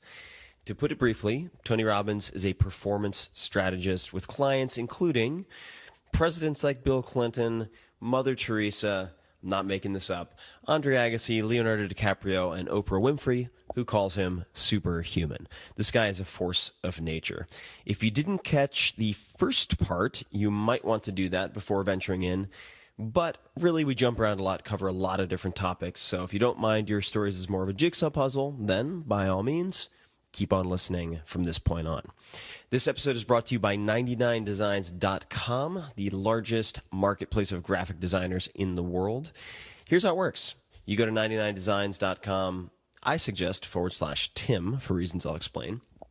And whether you need to create a logo, a website, a car wrap, a bumper sticker, whatever it might be, a t-shirt, you can put up what you need, a description. Then designers around the world compete for your business by submitting ideas and designs and so on. And in less than a week, you have an original design that you love, or you get all your money back. And I have used 99 Designs for years, including for some very big projects like the book cover, or at least brainstorming book cover ideas for the 4-Hour Body, which went on to become a #1 New York Times bestseller and is in, a dozen plus languages and has sold a gajillion copies. So I have used it when time and money has been of the essence. It is a fantastic tool, and if you go to 99designs.com /Tim, you can actually see some of the campaigns, some of the competitions that I've run. So actual submissions for the book covers and things like that. You can also get a $99 upgrade for free, which gets you more submissions. So check it out, 99designs.com /Tim. And now, without further ado, please enjoy part 2, the final part of the Tim Ferriss Show with Tony Robbins. And to touch on a few things that you mentioned, for those people asking themselves, as I'm sure a lot of people would, how can I apply what these guys do to what I do? And I think that you present a number of observations articulated very, very well that most people will never be exposed to. For instance, number one, asset allocation does not mean choosing if you are going to be a stock picker or invest in an index fund for the S&P 500, because those are both, you're in one bucket right there. That's right. You're in a correlated class. That's right. And there's no diversification in that. Right. There's more to it. Well, there's diversification. There's maybe more companies, but it's all within the same asset class. Yeah. And the other thing is that there are ways there are ways to look at the problem that are not obvious right off the bat. For instance, you mentioned something that's so simple, but a lot of people miss. If you invest and you lose 50%, you have to now have 100% gain to get back to break even. Put another way, and this is also straight from the book, if you, let's just say, you, I think it was investing over, it was either 5 or 10 years, the exact number is in the book, but, and you had, you'd invested in the stock market through a, let's just call it sort of off-the-shelf mutual fund that charges typical fees. Yeah. And the market moves up and down, up and down, up and down. At the end of that period of time, you're back at the same market levels. Yes. You would think if you put in 100 grand, you'd have 100 grand at the end of that period of time, and it ends up that you're what, 47% down, or something obscene. It's the idea of average rates of return. So if a lot of people look at what they've invested, and their broker or whoever represents them will show them the portfolio and go, look, you went up, you started here, you went up 50%, you went down 50, but you went up 50, you went down 50. So your average rate of return is 0. But if I put real dollars in there, $100,000, and you go up 50 or 150, you go down 50, you're at 75, you go up 50, oops, and then you go down, and you end up at $37,000 instead of $100,000 because your principal is moving up and down. So there are all these ways we could do it. The biggest one, the biggest lie, in the book, I walk you through 7 steps. So one of those steps is, frankly, you got to do what most of us guys, that probably people listening on your team already do, and that is you've got to become an investor. You've got to be an owner, not a consumer, right? And the way to do that, frankly, we all know, but very few people do, and that's you take a percentage, you lock it down, you never see it, it's automated, and you put it aside for investment, and that just occurs. And I showed the people some of the tools that Nobel Prize winners have come up with. So if you say, I have no money, you can invest more for tomorrow by committing when you get a raise or your company gets the next level, you automatically have that percentage go there. So it's money you've never seen. It's not taking away money from you, so you're willing to commit to it, right? And there are ways to automate that. Yeah, totally automate, which is fantastic. So, they took a group of blue-collar workers who couldn't save more than 3%, and they showed in 12 years they had them up to 16% with absolutely no sense of loss. Because, they show this with example, the behaviorists showed me that if you give a monkey an apple, they go crazy. And you give them 2 apples, and they go crazy. And if you take one of the 2 apples back, they're angry as hell. They still have the same first apple. Yeah. What happens is if you don't give them that second apple, but it gets invested for them, that changes your world. You don't feel a sense of loss. There's no drop, and yet you set yourself up saving 15, 16, 17% at a totally different world than 3 or nothing, obviously. Second piece that I got through that I brought this up for is you gotta know, it's great to get in the game, but oh my God, don't get in the game till you understand the rules, till you're an insider. And so I go through the 9 biggest lies, and they're investment lies, they're Wall Street lies, however you want to call them, but they're marketed lies. There's a reason you believe them. Very heavily marketed. Very heavily marketed to the advantage, right? And one of those is this idea that they're going to beat the market. And now here's the real facts. 96%, check it out, 96% of all mutual funds in a 10-year period will never even match the market. Now you're paying a premium. You could have owned an index that cost you 20 basis points, right, at Vanguard, or 14 basis points, depending on what index you're dealing with. Instead, you're paying, they say 1%. You ask people, it's just 1%. In reality, if you go through, Forbes has shown the average mutual fund, when you put all fees in, if you read the prospectus, and there's all these 21B, trading fee, all these things that they don't call fees very often, but they're money out of your pocket, the average is 3.1%. Now, when you do that, here's the problem. Number one, only 4%. What's your chance of picking the 4% of mutual funds that are going to succeed? If you go for Morningstar, you're screwed, because I can show you statistically, Morningstar's own statistics that show in a 10-year period, out of 250 people that made it to 5-star Morningstar, 4 are left. It doesn't work that way, right? So if you could pick the 4%, if you were magically able to do that, you could do all right, but the 4% is always changing. So your chances of picking the right mutual fund are 96% against you. And the average person's 401k at work, they don't know how to evaluate this. They try and pick it, so they're screwed. And then you get poor performance and you pay somewhere between 10 and 30 times more for the same investment you could have got for 10 to 30 times less. It's like the ultimate insult to injury, and you go, why does that matter? Well, first let me give you this. So people understand what 96% means, or getting a 4% possible success rate. If you and I play blackjack, most people know how to play, right? 21. You get 2 face cards, that's worth 20 points. If your inner idiot says, hit me, right, when you got 2 face cards, you go 21, you have an 8% chance of success. You have a greater chance of success there than you did if you're going to find the right mutual fund. Now, what's your chance of success in getting financially free when, here's what's unbelievable. If I said to you, here's an investment I want you to try, Tim. Here's how it works. You put up all the money, you put up all the risk, and I will put up no money, and I put up no risk. And if you win, I get up to 60% of your entire growth of what you have over the lifetime of your investing. You put up all the money, I take no risk, I put no money in. And if you lose, but I don't lose anything. That's a deal that most people said, I'd never take in a million years. That's the average mutual fund. Because for every 1% you pay, it's 20% over the lifetime of your investments of growth. Because just like there's compounded growth, there's compounded fees. Right. So Bogle showed me 60%. I'm saying, Jack, how is this possible? How could people be doing this? Like, he goes, Tony, it's a $13 trillion lie, and it's called one thing, marketing. Yeah. It says marketing. So I've been in the business 64 years. It makes me crazy, and people still do it. The vast majority of people put their money in a mutual fund. They had an index fund, and now he's come to be the largest mutual fund in the world with an index fund now with $2.5 trillion. I mean, Jack has been modified, but most of the smart money is there. It's not the average person's money that's in the index today. So I go through these lies, and what you don't know in the financial world will hurt you.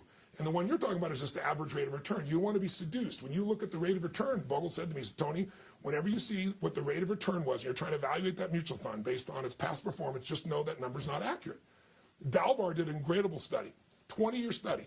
They found the average mutual fund owner over a 20-year period of time made 2.5% net.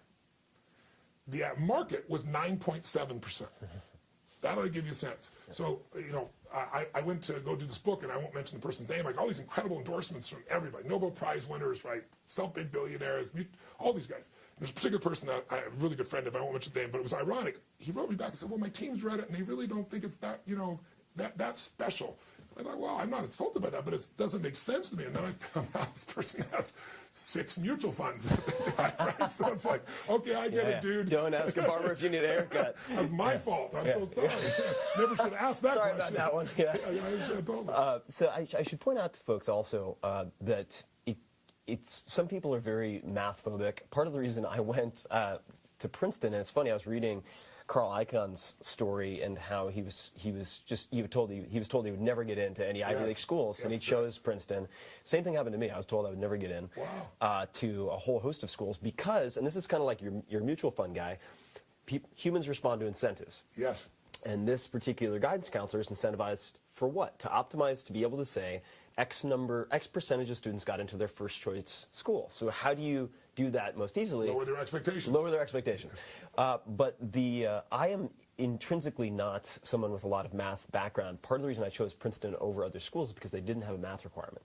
And I think for a lot of people listening, they may be like, oh my God, percentages and compounding, it's very overwhelming. And I think that part of the reason your book had to be as long as it is, and a book should be as long as it needs to be, is that if you were to try to compress it into 100 pages, it would be like watching a 3-hour action movie but getting a frame every 5 minutes. Yeah. You wouldn't, it would be too much in too little space. But when people read the book, when I read the book, you're leading people in a logical progression from building block to building block to building block, so that by the end, people are very, very savvy. And so people who might be thinking, oh my God, this is really a lot for me to absorb. Well, I'm probably talking 100 miles an hour. Yeah. In the book, I'm telling you stories too, and I think the stories take it away so it's not numbers you go, holy shit. If me and 3 of my friends all put aside the same amount of money, and we both get a 7% return, but my buddy's getting fees of 3%, my other buddy's 2 and I'm 1, and we both put in, all 3 of us put $1 million in, or 100,000, however you want to do it. The person with 3% of fees ends up with 65% less money, and they got the same rate of return. Yep. They start with the same amount of money over the same period of time. Mm-hmm.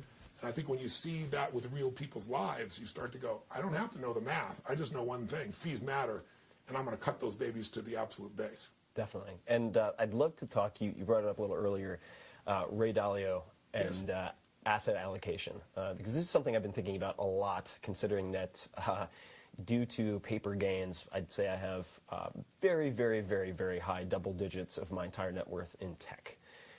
And it's hard, unfortunately, to rebalance when you have a lot of private stock. Yeah, of course. They can't be traded. In there. But you know how it is. So Dalio is someone I've been fascinated by for so long.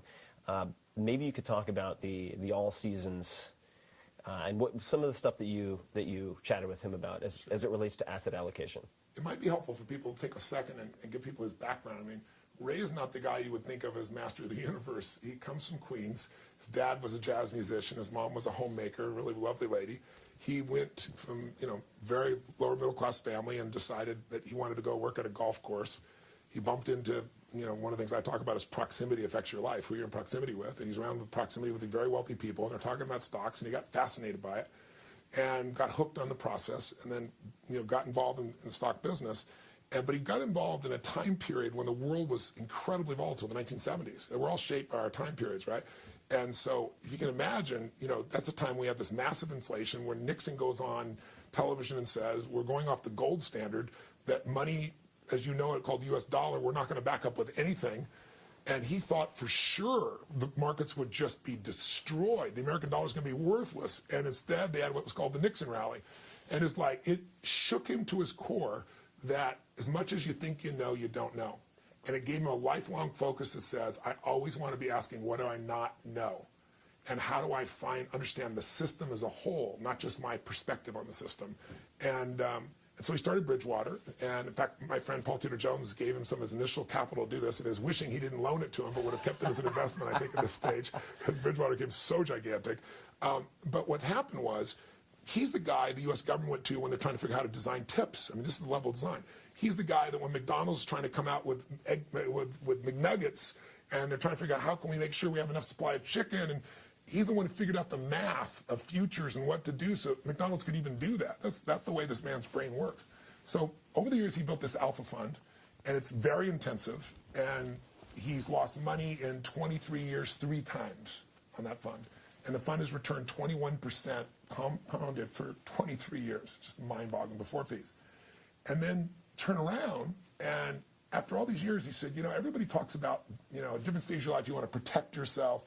So you do a balanced portfolio, 50%, 60% in stocks maybe, and 40 or 50%, over here in bonds, because, when the stocks are more volatile, the bonds are going to balance you out. And then he says, but didn't look that way in 2000, didn't look that way in 2000. It all went down 2008, right? So over the years, he said, this is a story everybody buys, but it's not reality in whole segments of time. So he began to pursue what he said, what if I wasn't around?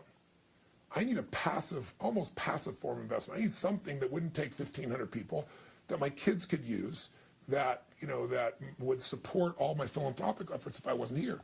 And he questioned everything about asset allocation that anybody's ever been taught, and came up with a different way of looking at it, where he basically said, there are 4 things that move the price of any investment. It's inflation and deflation, and whether the economy is growing or shrinking. And that creates 4 different seasons in which every type of investment, stocks, commodities, gold, real estate, it has an ideal environment in which it grows, and it has environments in which it will absolutely slam. And so he figured out what's the right combination of these things so that I can reduce the risk to the lowest level of loss possible, which, Warren Buffett's rules, everybody talks about the rule, right? It isn't Warren Buffett's rule, it actually comes from his teacher, which was, rule number 1 to investing, don't lose money. Rule number 2, see rule number 1, right? So how do I make that happen, but also maximize the amount upside, as much upside as possible? He called it his all-weather fund because it works in all weather. And he did all his own investing in for 10 years, and he back-tested it all the way to 1925 and said, oh my God, I have discovered something unbelievable. So the only people who got to use this is he, and then finally his clients, the $5 billion net worth, the governments, the pension funds. So I've read about it, and Ray does very few interviews, as I'm sure you know. You go online, you won't find a whole lot, in front of the Congress, maybe at Davos every now and then. He kind of avoids any publicity and so forth. And I did all my homework on him. Paul Tudor's one of his dearest friends, arranged to go see him, studied it all out, and I was prepared. And then I go into this meeting, and I started asking him. I asked him the question I ask everybody, which was, if you couldn't pass on any of your money to your children, none, all you could pass on was a set of principles, an investment strategy, and a portfolio, what would it be for your kids? They don't have your skill. Everybody gave me different answers, but his answer was, well, it'd be my all-weather approach. I said, so explain to me how it works. He explained it. At the end of it, just like me telling it to you right now real fast, people are probably going, I don't have a clue what he just said. It seems logical. But the one thing he said is, Tony, is when people think they got a balanced portfolio, stocks are 3 times more volatile than bonds. So when you're 50-50, you're really 90-10. Yep. You really are massively at risk. And that's why when the markets go down, you get eaten alive. So he has this portfolio and he describes principles. I said, you know what, Ray? I said, this is spectacular. I understand it. But I said, the only way you really get the result from this is if you know the exact percentages. It's like if you got somebody's recipe and you put in a gallon when they put in a teaspoon of a particular ingredient, you're messed up. So I said, I need the secret sauce. Yeah. And he looks at me and laughs. He goes, Tony, that's my business. And that's when he gave me the whole $5 billion net worth and, got to have $100 million. I said, yeah, Ray, but you just got done telling me you haven't taken anybody's money for 10 years. You're not going to take anybody's money. Right. He goes, yeah, but, it's really complex. And I said, I know it is, but give me a simple version. And he said, no, it's always changing. I said, give me a version with no leverage that the average person can do. You just got done telling me they go into their broker, go into their wealth manager, and, going to their mutual fund's not going to work. So help a little guy out. I know you care. And I started teasing him. I said, come on, give me the juice. He started laughing. He goes, well, he said, I could give you something. It wouldn't be perfect. I said, I don't want perfect. Your worst design will be the best design anybody else will ever come up with, right?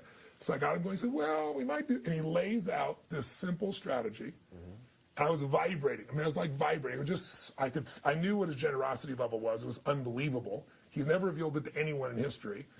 And I ran as fast as I could. I got in the helicopter, flew back, went to the guys at Hightower and went to the guys at 2 of the firms, and I said, I want you to run these numbers. Show me the modern period. Show me the last 30 years. What really happened with this formula every single year for 30 years, and what's the overall for the 30 years? Because I look at 30 years, 1984, that's when we finally had cell phones even, right? That's when the world started to shift. Show me 40 years and show me 75 years. Take me back right before the Depression even, right? And the guy texted me, I'm in the middle of the night, and he never texted me, and he says, have you seen the numbers? And so I'll never forget, I get up, I call him on the phone, I said, what? No, I haven't seen him. He emails them to me. And Ray was right 85 to 86% of the time, every time period we look at, between 85 and 86, 30 years, 40 years, 75 years. What that means, and by the way, that's being liberal because the 15% where he lost money, the most he ever lost was 3.95% in 75 years. And that was 2008 when the market was from peak to trough was down 51%. The average loss, including that, was 1.9%. So like, for example, one of his losses is 0.03. I mean, really it was break even, but we called it a loss because technically it's a loss. If you could go to Vegas and you knew that for 75 years, the strategy you used had been successful 85% of the time, and that when you lost, the most you lost was 1.9%, how much would you bet? How long would you continue to gamble? I mean, it's not hard to figure it out. So, I mean, I mismatched. I took it to some very large institutions, and they're like, I've never seen anything like this. So a couple of people said to me, don't put this in the book. This is a business, man. This is a business. This will give you the lowest level of volatility, the highest level of return. It averages just under 10% return with that little volatility. It's mind-boggling. So I said, you know what? That's not the spirit it was shared in. I said, we can do this for people if they want to do it. We give that option, but I'm putting the book so anybody can do it, and it's in the book right then and there. And it's not the only one. There's strategies for everybody, but it's one of the more exciting ones that you'll see. Is there anything? Totally up to you, but is there anything you can share from what he told you about the all-weather?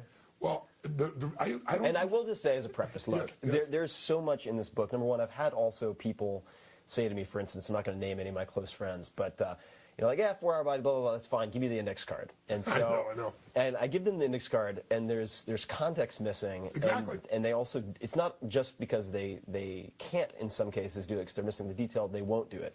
So get the book. Do yourself a favor. I'm not holding back on that. I don't think I'm going to damn book anyway. No, the reason I wouldn't share that is because it'll be out of context. But even in the book, I tell people in the first chapter, I tell them this result. I give one example. And I say, I know the first thing you're going to want to do is turn back to that section of the book. Look, and I said, you can do it. But I caution you. There's a syntax. Yeah. There's a sequence. The dog bit Johnny Job the dog. And if you will go through this sequence, it's going to be more. If you know that portfolio, but you don't know truthfully what your risk tolerance is, you don't know truly what your personal goals are, you don't know what you need to avoid on the fee structure and the tax structures, then that return won't be very great for you. Yep. And more importantly, you won't go through the psychology. It'll make you actually follow through for a while. But if people want to do it, by the way, I then went to Hightower, which is the 5th largest registered investment advisory in the United States, $30 billion in assets, 13th fastest growing Inc. magazine company, fastest growing company. Amazing. Elliot is the CEO. Blown away by this man. I did an interview with him, and I left there going, this man is committed to total transparency. This man blows out all those fees, all the, to say it in the nicest way possible, screwing over that happens to most clients. He eliminates that. He's a former litigator. He's got a moral code that's pretty intense. I loved him. So I came back and I called him up and said, let's meet again. And met again. And I said, I got a challenge for you. I said, how about you do this for everybody else? He said, what are you talking about? I said, how about for the average man that really needs it? So what are you talking about? I said, bring that ultra-wealthy advice to them. Show them on a small scale how they can do what your ultra-wealthy client does. He goes, Tony, you can't make money doing that. I said, you don't need to make money doing it. And I'm doing a book. I'm not making money doing it. I said, a part of our life has to be for something more. And I said, I know that's what you're about. I said, but I'm not talking about putting your business at risk. I said, let's use technology. Technology with live people, the balance. Mm-hmm. And so we built together a site. I put them together with this group called Stronghold, which is brilliant. They've been managing my money for me for the last 7 years. AJ Gupta, he's actually the person that Charles Schwab put on the cover of most magazines for the last year as kind of the face of the 10,000 registered investment advisory fiduciaries around the world and around the country. And the two of them got together, created a site. It's kind of like Check Your Broker. So now you can go online and you can put in all your accounts. It'll aggregate them. It's a patented technology. You get to see, what your real costs are on everything, all in one picture. So there's no BS, versus what you could have the same investments for. Right? It's like, why would I pay more? Second thing it does is it shows you what your real returns have been combined versus what you think they are. And third, it shows you what your volatility levels have been, the amount of risk you're taking, so you know. And then fourthly, it does a comparison to that versus other portfolios, including the one designed by Gray Dalio, and you can go, wow, do I want to do this? If you're a person like half the U.S. less than 25,000 of investable assets, you get to do the whole thing for free. It's given to you, you go do it. If you are not, you have more money, you can still do it for free. You can do it yourself. Or you can push a button and say, I'd like you to become my registered investment advisor, and somebody can do it. So I got to do it saying, most of these people you're never going to see anything from, but wealthy people started not wealthy, right? Right. And so it's really cool. It's one of those few, corny as it sounds, win-wins, right? These guys are adding value. I got them to do it, and now they're proud of it and excited about it. So it's a cool thing. So what is the URL? The URL is what is it? Strongholdfinancial.com. I got to double check, but I'm pretty sure. We'll double check that and also go in the show notes, guys. You got it. You were saying, to answer my question, I don't want to cut you off. Oh, which one? I'm sorry. I've had a lot of questions. Yeah, well, you know, which one? You know, well, let me highlight a couple things. Oh, you answer your question. I said I don't want to come in here because even the book I don't do it to get there won't mean anything to you. I'm not holding anything back. You can go to the bookstore and open it up and read it and not pay anything. I don't give a shit. But I think you'd be doing yourself a disservice. What you really want to do is take yourself to the process so that when you get to that point, you can decide, do I want that value to be 20% of what I do, 5%, 10%, none, 50%? Because there are many different strategies in the book, and including, as you said, David Swensen. David Swensen is the most successful institutional investor of all time from Yale. He went from $1 billion, took their monies from $1 billion to $23.9 billion, $24 billion now in 2 decades. He's a rock star, nicest human being you'll ever meet in your life, and doesn't get paid 1/10 the rest of these guys. It's his dedication to Yale is why he's there. I mean, he could leave there and be at a totally different place. When he had cancer, the man said, listen, I'm not going anywhere. This is my bucket list, is to be here and to continue to serve at Yale. A man of such unbelievable integrity, and he gave me his exact portfolio. It's in the book also. And he actually gets a higher return, to give you an idea, than Ray does. But you have to go through a hell of a lot more volatility, obviously. So that's why your risk, you see why you got to know what your real, what you think your risk reward is in your mindset versus what it really is. You'll know when you go through the book. If I can make a request, yes. I would love for you to interview the guy who hired Swensen for Yale, because talk about the best hire of all time. No kidding. I mean, just the psychological profile on the guy is so unique. Yeah. So a couple things I'd love to just underscore for folks. The first is, and again, this is pulling stuff from the book. I'm going to paraphrase some of it, but I think it was Dalio who said something along the lines of, like, losers react, winners anticipate. It's actually me, but that's okay. It's you. I'll give it to Ray Well, you know what, It'll sound take better that as a compliment. No, but the point being that and I guess Mark Twain quote is also in there, which was what history doesn't repeat itself, but it rhymes. Yeah. So there are going to be crashes. There are going to be black swan events. And you want to have a plan in place for when that happens. Exactly right. And the more you can automate your many of your financial decisions, know when to hold them, know when to fold them, and actually have a plan going in. So if you buy something and have no plan for selling it, you're going to be subject to sort of impulse reactions that will cause you to do what the vast majority of people do. They buy high and they sell low. So what is in this, what we're talking about when we talk about asset allocation, among other things, just to sort of try to distill it for people as a concept, is that you have uncorrelated or inversely correlated buckets, so that if one portion of your investments goes down because of inflation, deflation, fill in the blank, there are others that go up, which mitigate your risk. That's correct. And what you notice, and I live in Silicon Valley, I'm very involved with tech. That's sort of been my sandbox for the last close to 10 years, I guess. And what you notice about the best, 95%. So talk about venture capital is very similar to mutual funds. So it's the vast majority are horrible. As a class, they're terrible. Yep. However, if you pick the unicorns and you use the same term, Reid Hoffman or there are a handful who are very, very consistent. And so what I've tried to do, just like you did with a lot of these hedge fund managers, is look at what separates them. And what separates them is you have the vast majority of tech investors who think high risk, high return, I've got to swing for the fences, I'll be okay as long as a third of my startups lose money, a third break even, and a third make money.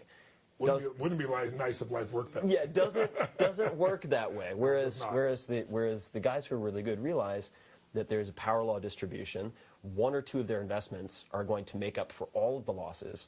And the very top of the top, even though they don't talk about it publicly, if they have a lot of their personal money at play, have thought a lot about asset allocation. So if they're heavily vested in tech and it might have an IPO, blah, blah, blah, they have an entire basket of shorts on the NASDAQ or whatever it might be, so that, by the way, it's not always high risk, high reward. If their tech goes to hell, they have enough money that is betting it's going to go to hell that they don't lose a lot of money, if at all, or maybe they even make money.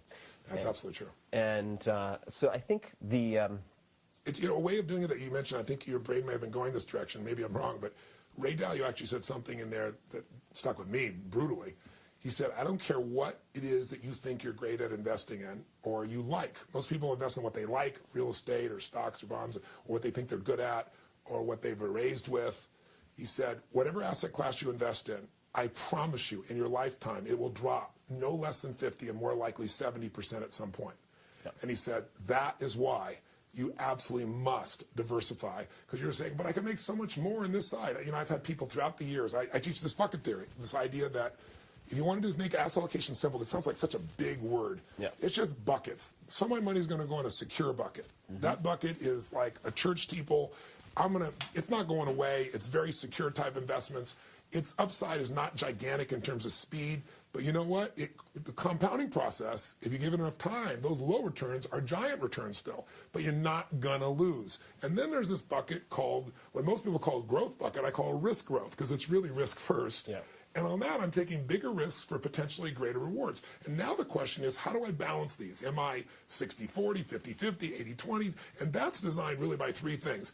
Number one, what's your real risk tolerance, not what you think it is. Yeah, and they're never the same. They're never the same. I do these wealth mastery programs for years, and invariably I'll do some crazy thing like I'll say, everybody stand up, make change. They look at me and go, make change. And they start reaching in their pockets and making change. And so somebody will pull out $5 and $10, and somebody pull out $100, and someone will come up and they'll take it and give them $5, and they're like, they don't know how to react. So this goes on for 3 or 4 minutes. The music's going on. I go, okay, stop, right, sit down, and they go on like I'm talking about something else. And invariably, somebody's like, hey, wait a second, I want my $100 back. I said, what are you talking about? They said, I want my $100 back. The game's over. I said, when do you think the game was over? What do you think the game had ever gone over? Right? And who said it was your $100? Yeah. Right? And it's like, it takes a while before they finally get, I'm stressed about $100. What do you think is going to happen when you lose $1 million or $500,000 or 100,000 or 10 grand? I mean, your risk tolerance is not what you think it is. So when you find out what your risk tolerance is, and we got great ways to do that in the book, and then you figure out really how much time do you have. If you're younger, you got more time to make mistakes, and so you can take bigger risks. You got timeline on your part. And then the next piece is how much is your cash flow? What's going to be the real flow? If you look at those three things, now you can decide how much goes in my secure bucket, how much goes in my growth. And if you don't make that decision, it's the most important investment decision of your life, according to everybody I interviewed, like what percentage secure, what percentage growth and risk. Then when things come up, you're always going to go for the growth risks. It looks so sexy and exciting. And I can't tell you how many people over the years have done this. They're telling me, why would I put money over here when I've got this real estate and I'm making 120%? I have a friend that built some of the first big condos in Vegas back in the boom time. And he actually went to my programs, sold the business he had, made $200 million, invested in these condos, started building the panorama towers and places of that nature. And he was up to like $750 million. I kept saying to him, dude, take some of your growth money and put it in the secure bucket, right? How many times I told you this? He goes, Tone, I love you. I made $200 million because you, but now I'm really, like what I touch goes to the gold. I'm listening to his ego and I'm going, I love your brother. But I said, you know how many times I have this conversation? And then guess what happens in 2008? How much do you think he lost? He was worth $750 million. He'd grown that rapidly in those short years. What do you think happened to his net worth? Oh, I'm guessing it went down, according to the Ray Dalio prediction. But, how about minus $400 million? Oh, he didn't just lose what he had; he lost everything at and beyond. So then he's trying to negotiate. So he was leveraged. He was leveraged out. Wiped himself out. So most people don't put enough in the security bucket. Is the lesson. And a guy like Dalio provides you a strategy that's got great sustainability. But there are many approaches in the book. But you do have to decide how much is secure, how much is growth, and I show you how to do that in the book. And I would emphasize, at least, I'd be curious to hear your thoughts, Tony, but for me, it took me a long time to realize what investing represents for me. And it's not maximizing return, it's maximizing quality of life. Yes. And there's a big difference. Yes. And for me, at least, I have a very kind of barbell strategy where I have super safe stuff and then the startup stuff. But I need to modify that. I want to modify that because it's not currently all seasons at all. And so for people out there, I think, who might say, I don't want to think about it, I would just emphasize that you're making decisions every day about where you allocate your time, your money, your resources. So whether or not you want to call yourself an investor, you are an investor. Totally true. And if you make no decision, that's also a decision. Yeah. So it's important to become literate, I think, with a lot of these basic concepts, which is not difficult. I want to put one thing about that. People need to remember that everybody's a financial trader, but most people are making a bad trade because they're trading time for money. Yeah. Worst trade of your life because you can't get more time. We all know it. So what this book will do, if you're willing to just give yourself a chapter a day for a month or go crazy on a weekend, you'll go from maybe not even knowing what these terms sound so complex to being juiced because you'll be an insider. You will look at the world in a totally different way. You'll go, that is the biggest ripoff on earth. That'll never happen to me. That is where I want to go. And you'll make some decisions, and then it's not an everyday thing. Literally, you might do rebalancing once a year for 15 minutes. I mean, unless you're going to be a trader every day, this shouldn't dominate your life. But when did you give yourself the initial education about one of the most important areas of your life? There's only a few areas that really impact the quality of your life. Your body, your emotions, your relationships, your finances, your career, your business, the spiritual side of your life, how you use your time. About a half dozen or so, maybe 7 areas that really affect you. But most people major in minor things. They know so much more about shit that doesn't matter. Yep. So I'm saying to people, give yourself the gift of just a short burst of time so that you can truly look at life and be good at this area. And if you want someone to do it for you, you can, but at least then you lead them. Yep. You're not being led by them, right? No, definitely. And I think that, just like one of the things that sort of changed my world in startup investing was, any company you invest in should be able to return the fund, just as like a general, the amount of money that you're investing over X number of years. And just like the sort of $1 to $5 principle with Tudor Jones. And there are a couple of pithy heuristics, like rules of thumb, that I think will change how you view not just money or stocks, but the world in general, such as assume, in the Dalio case, that your favorite area, your kind of pet investment bucket, is going to decrease by at least 50% in the next X period of time. 50 to 70. 50 to 70, even better. 70 will get your attention. Yeah, that'll get your attention. And plan accordingly, right? And I think that it's been a very, very fun process to read this and also to connect with you over it. Let me ask, if I could, because I know you've got a lot planned, and I also want to finish up the last few interviews in the book, reading the ones that you did.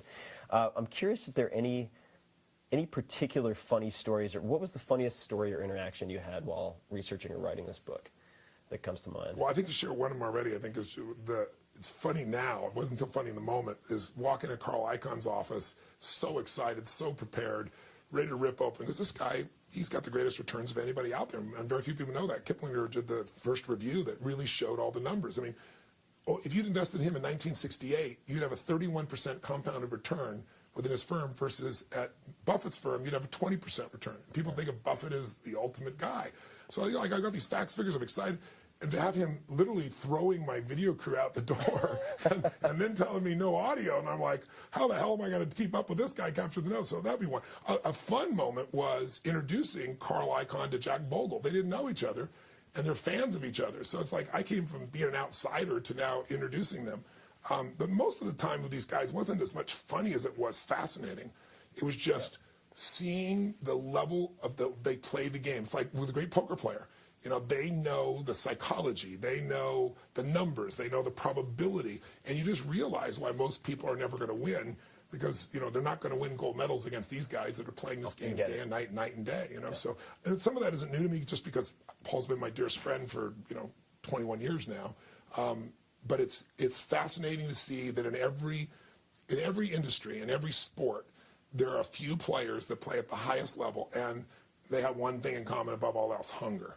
But it's an unquenchable hunger. You have that hunger. I see that in you. That's why I'm a fan of your work. It's like you're going to keep finding the answer. Doesn't matter what answer. You got to want to know more. And every one of these people has that. And it's fun to be around them because there's energy in every one of these people. They have different styles, but there's an energy. And that energy is driven by that desire, that hunger to know more. And the other observation and that was reinforced by reading the book was that they have principles. They have operating systems that they use. And whether you are trying to lose weight, trying to quit smoking, trying to improve your investment returns, you can insure against your lesser instincts by having a system. That's and right. putting systems in place so that when you have the impulses that are going to lead to your destruction or eating the cupcake when you shouldn't eat it, yes, that you can mitigate against that. And it's possible you can set these things up in advance. I would love to, before we wrap up, just ask a couple of rapid-fire questions. Sure, go for it. Okay. When you think of the word successful, who's the first person who comes to mind? Gosh. I like Richard Branson. I don't know why that's the first thing popped in my head when you said that, only because I think he lives so passionately. He lives life on his terms. There's no bullshit with him. He's having a good time. He's close to his family. Lives on an island like I do. I guess I like to, but he's an extraordinary leverage and very conscious man about society and what to do. His elders program and things like that. He's very socially conscious and yet still has a great time. So he'd be one of the first people I think of probably. What have you changed your mind about over the years? Any positions you've taken that you've reversed since? You don't have to be perfect in everything you do, including not eating anything enjoyable. That would probably be a big one, my wife would tell you. Gosh, over the years, you're always updating. I mean, I don't look at it as changing as much as updating and informing myself, If you thought of it as changing, I think you'd find resistance within your own consciousness or your own identity. And, identity plays such a strong role. But it need to be consistent with what you believe. And that's why the political system is so messed up. Somebody can actually grow, and they're seen as inconsistent. Yeah, it's a mess. It makes the political system not grow. It makes the system locked in place. So I don't think there's anything that comes to mind just real directly, but I think there's a constant upgrading. And sometimes it's those 2 millimeter upgrades that provide the biggest impact. Yeah. Side note for folks, it's also common among the top venture capitalist investors. Mark Andreessen, who created the graphical web browser, one of his mottos for Andreessen Horowitz is "strong opinions weakly held." So he's ready to be corrected or update, as you mentioned. What would people be surprised to know about you? Gosh, you should ask my wife that question. I don't know. Some people would not be surprised at all. People in my events would not. I'm a love bug. I'm the kind of guy that I can be brought to tears by seeing someone do the right thing. And yet I'll run through that wall, shake the building with 10,000 people in it. I'm a softie, really, truly underneath it all. That's what drives all this in me. Okay. I love to see people lit up. I love to see people happy. I love to see people freed. So I'm going to ask an unusual one, given that answer. What's the first face that comes to mind when you think punchable? Punchable. Oh my gosh. Well, I had an interesting meeting with President Obama. It was actually interesting. I was invited by Mark Benioff to come. It was for 15 of the billionaires there in Silicon Valley. I was in San Jose, and it was for the president. It was before the second election, his re-election. And I voted for the president, so I've been a fan of the president. But I was getting more and more frustrated by watching the style of politics, which was, creating greater and greater division. And there seemed to me a great level of inaccuracy and the promises are being made that very hard not to see. And at that time, it was the whole thing, we're going to raise taxes on the rich, and that's going to balance the budget. And I've done the numbers. I did a whole video on it. It shows you can kill every rich person in the United States and take all their money and take all the corporations and all the advertising from the Super Bowl. I mean, I do this whole long gig that came from some statistics another man put together for me, but I did it together, and you can't cover the budget for 1 year, and then what do you do next year, right? And so I said to Mark, I said, listen, I support the president, but I said, honestly, I don't know I can support the other side, but I don't know that I'm a guy to be there. I don't know that I'm a fan. And I said, Mark, you and I are so aligned on so much, but the way in which, how Simpson Bowles was this close and he let it pass. We had both sides willing to make some tough decisions is beyond me. It lacks the leadership that fundamentally the President of the United States, in my mind, has to have. That's my judgment. I'm just a person. But it's like, I don't understand. Taking the easy route is not something that's going to sustain or grow this economy long term. And I said, and using the political capital, even though I'm supportive of health care, using that health care where half the country is upset about it and pushing it down their throat and trying to say it's going to cost less money. I mean, it's just like there's certain things. So Mark says, I agree with you. And Mark is the second largest fundraiser for the president. So I said, well, then how the hell do you raise all the money? He goes, well, because I feel stronger about him than the other guy. Yeah. And he said, and you and I are aligned with him on so many other things about, the environment and, people's right to marriage regardless of their sexual preference. And I said, of course we are. So he said, come and be there. I said, you know me, I'm totally respectful, but I'm honest. He goes, come. He said, I'll sit you right next to the president. He said, and we'll have a great conversation. So I went to to this meeting, and it was crazy. I mean, I've worked with so many presidents over the years, but I've not been with Obama. And it's downtown San Jose. They locked everybody in their buildings. And literally, it looked like one of those movies, when everybody's died and there's nothing left but the buildings. It was the wildest thing for several blocks. Took us up in this room. There was nobody else seeing. There was these 16 people, many of which you know from Silicon Valley. And I listened, and the president came in and was really wonderful, and he shared, some comments and said, I'm not here to give a speech. I'm here. You guys have built the biggest companies in the world. I'm thinking, not me. I don't fit that category. And so I wasn't going to say anything. And he said, but I really want to hear from you guys. So Mark turns to him and says, well, are you ready for some, real give and take, Mr. President? He said, yeah. And he goes, okay. Who wants to go first? And he points straight at me. That's what friends are for. So I said, Mr. President, I've paused. I literally paused. I thought, I shouldn't do this. I'm not here. They both paid $250,000 to be here. I've never done this before. I went 1,001, 1,000, trying to see if somebody else is going to say something. I finally said, okay. So, well, Mr. President, I said, I want you to know I voted for you. I know you're a man of tremendous integrity. I share the same values you do, I believe. But I said, I'm really confused about two things. Number one, how you think you'll be able to have a second 4-year run and get anything done when you have taken the other side and demonized them to a point that they're never going to work with you. And my second question, if I ever get one, would be, why didn't you support Simpson Bowles? Right? I said, it was right there. It needed to be done. And he's long pause, and he said, well, those are fair questions. And he said, first of all, I don't think I've ever demonized the other party ever. And I just sat there, and I watched him say it. I was like, are you kidding me? I'm not a Republican, but come on. Right? Both sides have demonized. Are you kidding? And he goes, and they've been really unfair to me. And he went through this piece. And I said, Mr. President, that's happened with every president, to be fair. That's what they both do. And it's gotten worse throughout the years for sure. I said, but what about Simpson Bowles? And he said, well, Tony, and everybody does the research about who's in the room. The president knew. He goes, well, Tony, your friends, your hedge fund friends, he said, they wouldn't like it if we got rid of, the 15%, tax they do. And they wouldn't, and he goes in, most Americans wouldn't like it if they got rid of their mortgage deduction and, all those things. And he said, I got a better plan. And I said, the better plan is you're going to raise taxes back to Bush on the wealthy. And I said, it takes $4 billion a day to run this country. And you know as well as I do, the estimates of all that money in won't even cover 3 months of this government spending, so it won't solve anything. You're going to have to raise taxes on everyone to cover this. And I said, so how do you deal with that? And so he and I went back and forth. And to be fair, I'm telling my version of the story. I'm sure he'd give you a different version of the story. But there's a point where I felt I'm losing rapport with every person in this room. But I had to be honest. And finally, at one point, the Secret Service came over and grabbed my wrist. And he said, I think that's enough. And to the president's, didn't raise my voice. The president's, to honor him, he said, no, Tony's created some creative tension here. And he said, I'm not used to that in these rooms, but he said, it's a fair question. I said, President, I just want to know because I voted for you, and there are a lot of people I know that voted for you. I don't know if they will again. I don't know if they need to. You're going to win anyway. Yeah. But I'd really love to know what to tell them about how you're going to govern with this level of division. And so at the end, I just said, well, thank you for your time. And then everybody else got up and asked questions like, will you give a shout to the Jews and things like that. There's no hardballs in there at all, but it's a political environment. So afterwards, I thought, oh my God, everybody's going to hate me. And then Reid Hoffman walks up to me, from LinkedIn and says, I can't believe you asked him that question. He goes, I can't believe you asked him that. He said, I've been wanting to ask him that question forever. He just said, that was good on you. And I got all these people coming up to me, giving me a boost.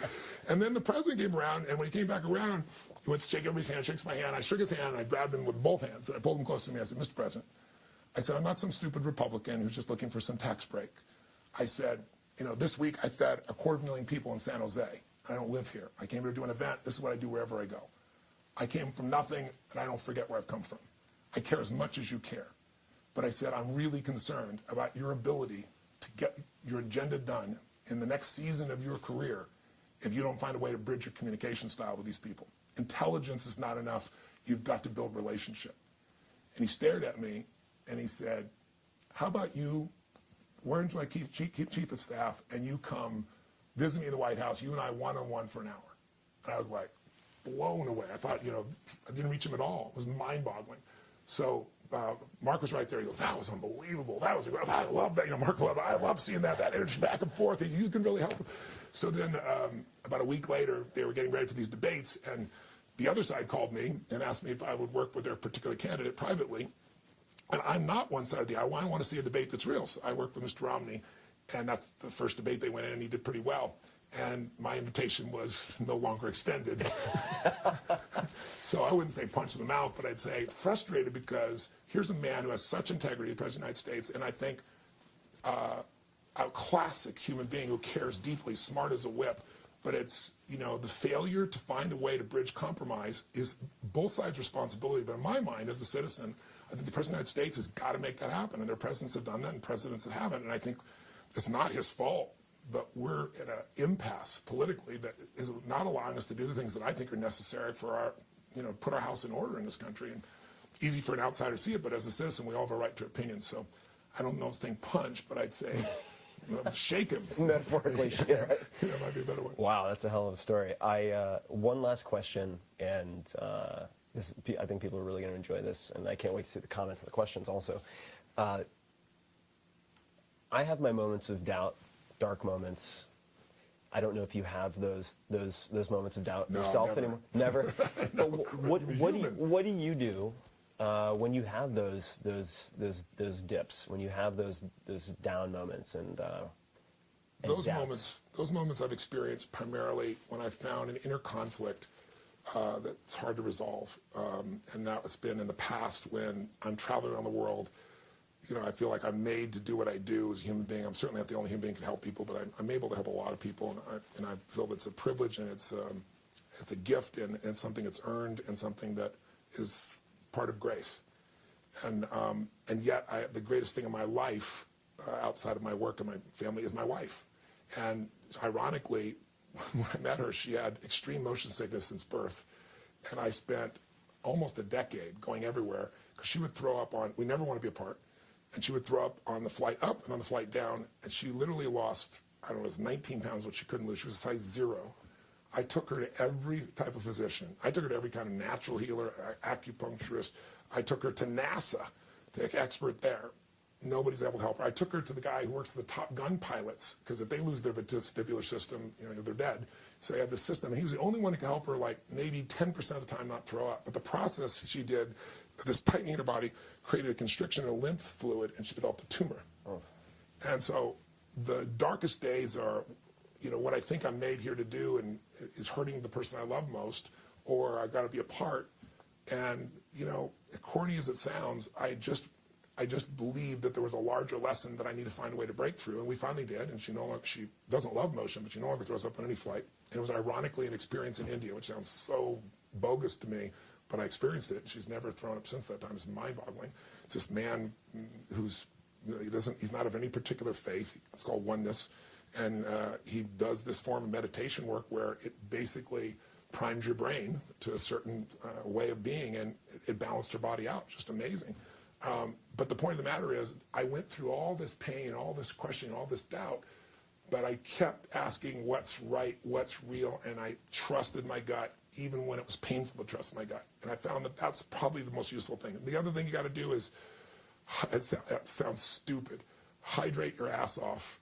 Make sure you rest, because in a lowered state of energy, you'll doubt everything. And the worst thing can happen if you are what I call energy rich. If you are physiologically at a peak, you can slam anything against you and you'll know. And so that's not to say you won't have those downs, but that's what I try to do. Put my body back in the strongest place. That'll put your mind back there. Your heart is always there.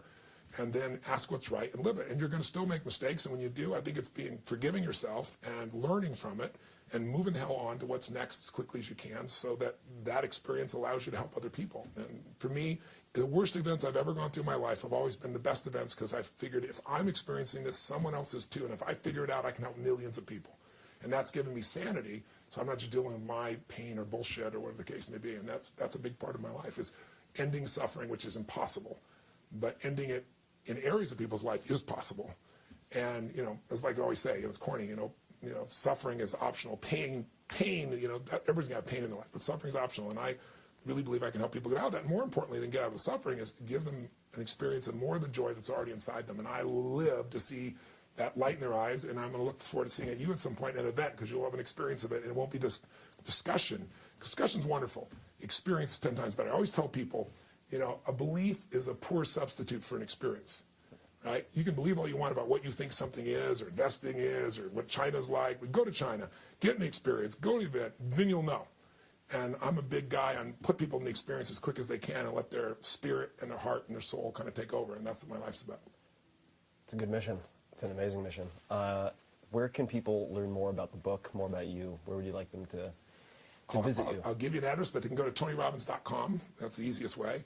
And the book, again, is called Money, Master the Game, 7 Simple Steps to Financial Freedom. And what I'll do is I'll give you a site. And if people decide to do this and they go to Amazon, if they'll send me the receipt, I will give them something I did for people during the pre-publication period, which is I've made 3 videos that are kind of a fast track. So if somebody's going like 600 pages seems like a lot to me, well, this will get you going. I think for a lot of people, the audio video approach is a good approach to them, and then it'll take them deeper in the book. But I do want you to know that most people, I don't know if you're experiencing this, most people read the book are entertained because it isn't just like some heavy factual piece. It takes you on a journey, and it's a journey through the financial world, which is wild, weird, crazy stuff happening. It's a journey into the lives of people that started with nothing, that are the wealthiest people in the world, how they did it. And it's your own journey about where you're going to take yourself from this point on and how you want to live that life and the experiences that you want to not only have for yourself, but what you really want to give. And that's the greatest thing. I look back and you think about money. Money is nothing but a tool that you either use for a life of service and increase the quality of life for yourself and the people you love, or it's used on you as a weapon. And I'm big on saying time for it to no longer be a weapon used against you. And the only way to do that is educate yourself, and you can do it in a way that's really fun. And that's what this is. Oh, absolutely. So, guys, check out the book. Check out Tony. Tony, you've had a huge impact on my life. And just to the entertainment aspect of the book, I have tons of books sent to me. I mean, dozens a week, as I'm sure you do. Huge stack. A lot of the questions that I asked did not require me to read the book. Yes. And I ended up pushing off probably a half dozen important projects of mine because I got pulled into the book. And I remember I emailed you and I said, you know, it's been 20 years, you still have it. Hot damn. Like that feeling, the sort of the Tony Robbins response that I had reading your material back in high school. And I remember you emailed me, you're like, high school? How old are you? It's a really fascinating read, and I know some of you listening are my friends who are deep in the world of finance. You will find things, whether it's in the interviews at the back that profile some of the top performers over the last several decades, or within. It's a really fascinating romp with lots of good stories. So, Tony, thank you so much for taking the time. Thanks for coming down. Great to meet you in person finally. Definitely. Hope it's not the last. I won't be, brother. Thanks. Thank you. Thank you for supporting the sponsors of this show. I've used them, I like them, and I think you will too. 99designs.com/Tim. It's the world's largest marketplace of graphic designers. You can see the projects that I've put up, the competitions that I've spearheaded, including the book cover of the 4-Hour Body. And you can also get a $99 upgrade for free. So check it out at 99designs.com/Tim. Of course, you can subscribe to this show on iTunes. You can also find every other episode in the show notes, links from this episode at 4hourblog.com. That's FOURHOURBLOG.com. And just click on podcast. There's all sorts of other cool stuff, including my interactions with people like Warren Buffett, Mike Shinoda of Lincoln Park. The list goes on and on and on. And I would love your feedback. Let me know what you thought of this show, who you'd like to hear on the show next, and any other thoughts, really. You can find me at Twitter at @TFerriss. That's twitter.com/TFERRISS. And on Facebook at facebook.com/Tim Ferriss with 2 R's and 2 S's. Until next time, thank you for listening.